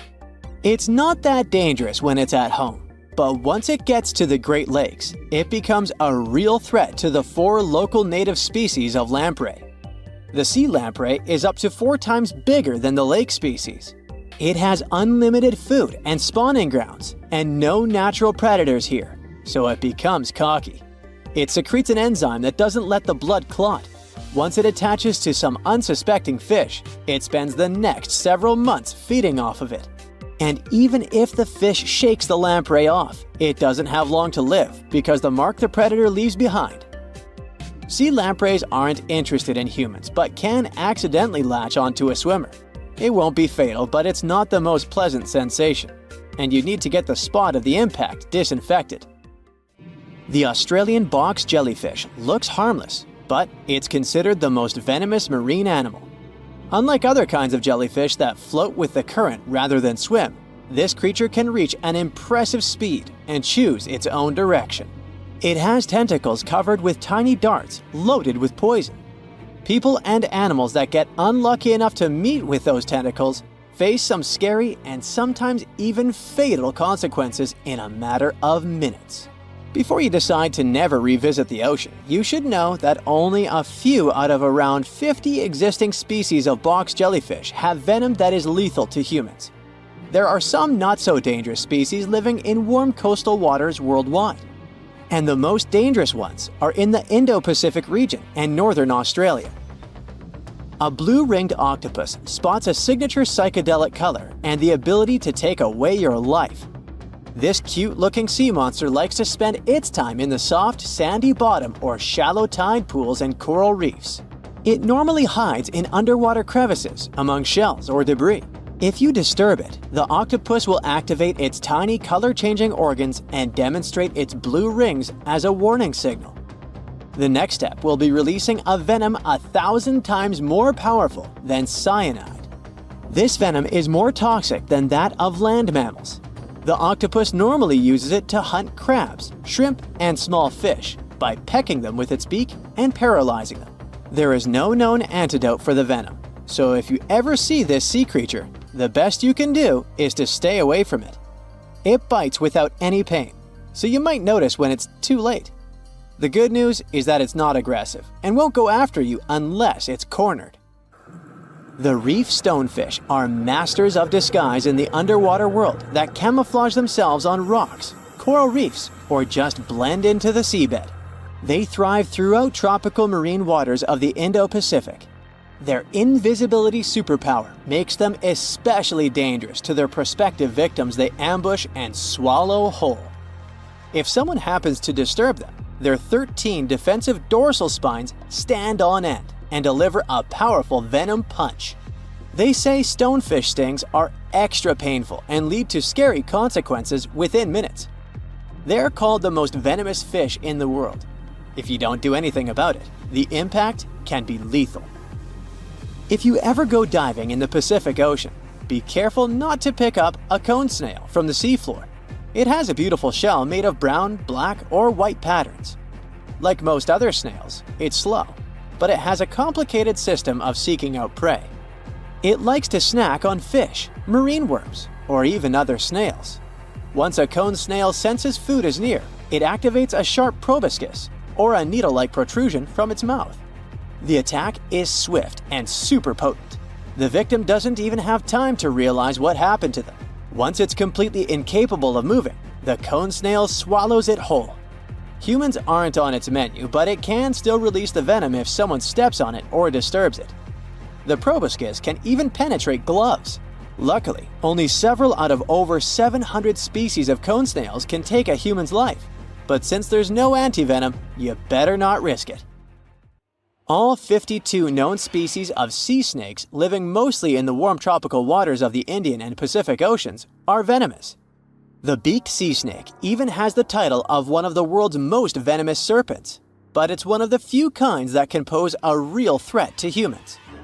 Sea snakes prefer a peaceful coexistence and would rather slither away than engage in any confrontations. If you ever see them in the water, staying calm and moving slowly will save your life. Sea snake bites, although almost painless at the moment, can have varying degrees of impact. Some may only cause mild symptoms, while others can lead to severe outcomes. Most bite reports come from accidental encounters, like someone freeing them from nets or unsuspecting beachgoers stepping on them.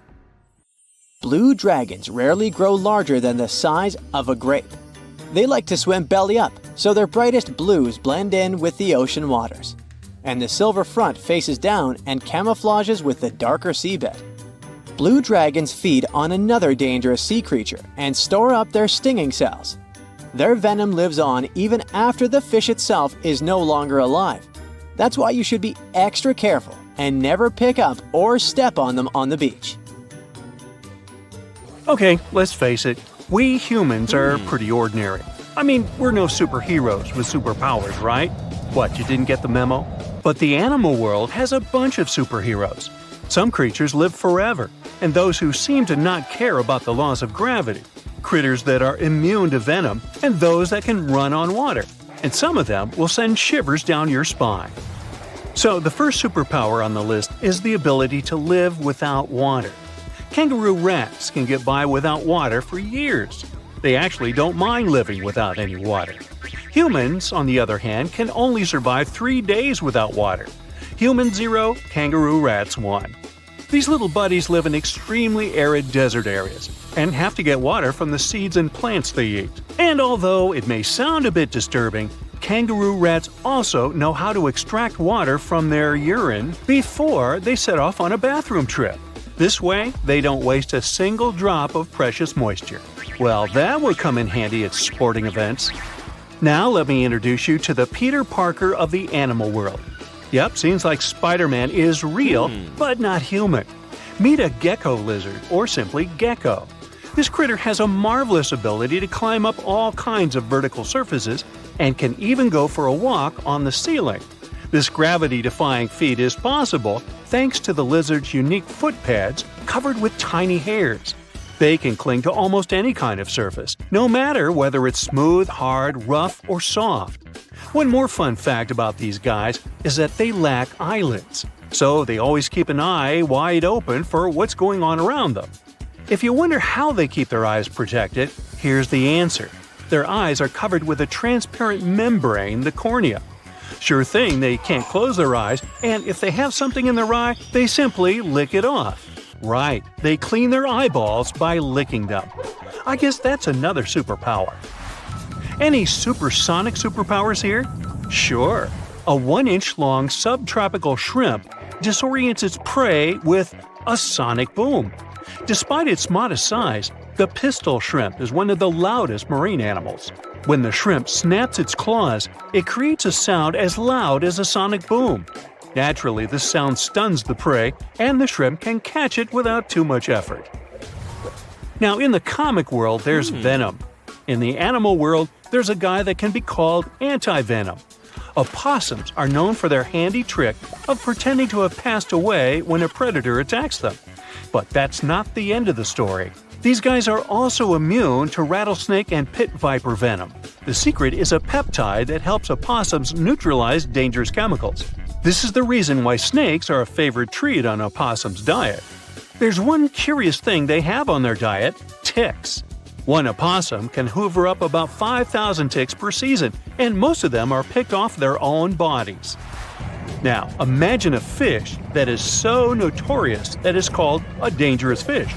It's mabenga, and it literally translates to dangerous fish in Swahili. This monster lives in freshwater and doesn't mind having a crocodile for lunch. Not a whole crocodile, but mabenga can take a bite out of them. But to be honest, these guys are intimidated by the crocodiles, the same way the crocs are intimidated by them. Now, you're watching this video on some gadget, right? Well, we all owe the gadgets we have to the electric eels in some way. I mean, all gadgets have batteries, and eels contributed a lot to the invention of an electric battery back in 1800. I know, the batteries have unrecognizably changed since then, but still, the first electric battery ever was invented thanks to electric eels. Anyway, if you see one of them and want to thank them for their magnificent invention, don't do that. Thing is, they can deliver shocks up to 860 volts. You don't want to experience that. Now let's talk about the Count Dracula of the animal kingdom. Nope, I'm not talking about bats. I'm talking about the fanged vampire fish. These fish are known as payara and have two long fangs protruding from their lower jaw. Here's why some people associate them with vampires. Hippos are the beauty gurus, since they know how to save a fortune on skincare. Living under the harsh African sun, these animals secrete a sweat-like red oily substance that evaporates and keeps the animals' bodies cool. Besides, the fluid works as a moisturizer, sunscreen, and antibiotic all in one.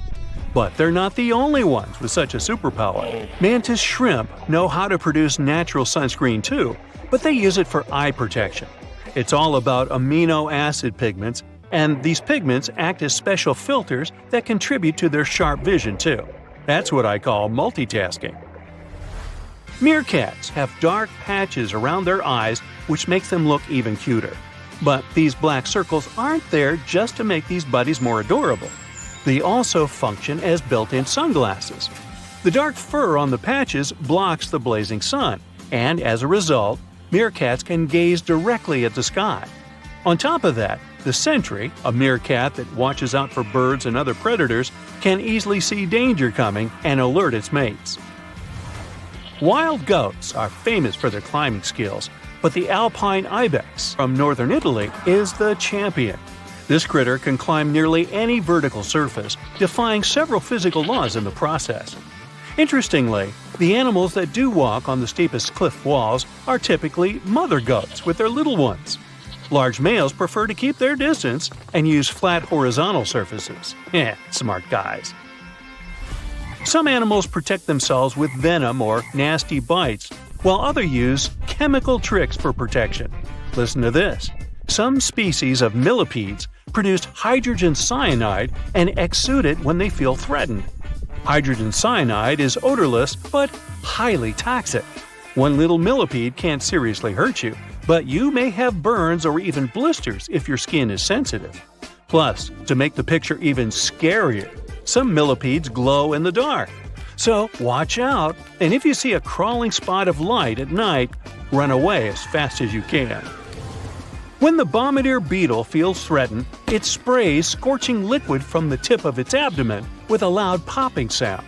As soon as the beetle senses danger, a chemical reaction starts in special reservoirs in its abdomen. The heat from this process nearly reaches the boiling point and also produces special gas that triggers the ejection. This super protection is usually fatal for the attacking insects. I guess so. Plumed basilisk lizards have an uncanny ability to run on water.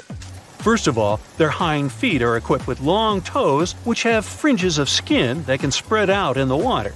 As a result, a bigger surface of the lizard's foot comes into contact with water.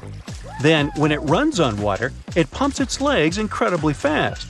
This creates little pockets of air that prevent the animal from drowning by keeping it on the surface. Now, fleas can be annoying, but it doesn't make them any less amazing. These tiny critters can leap about 50 times their body length. If people could do the same, we would be jumping about a quarter of a mile into the air. Well, let's try it. The most curious thing about fleas' astonishing ability is that they take most of the power for leaps from their toes, not knees. So, what's your favorite animal superpower? I vote for the kangaroo rat. I don't like standing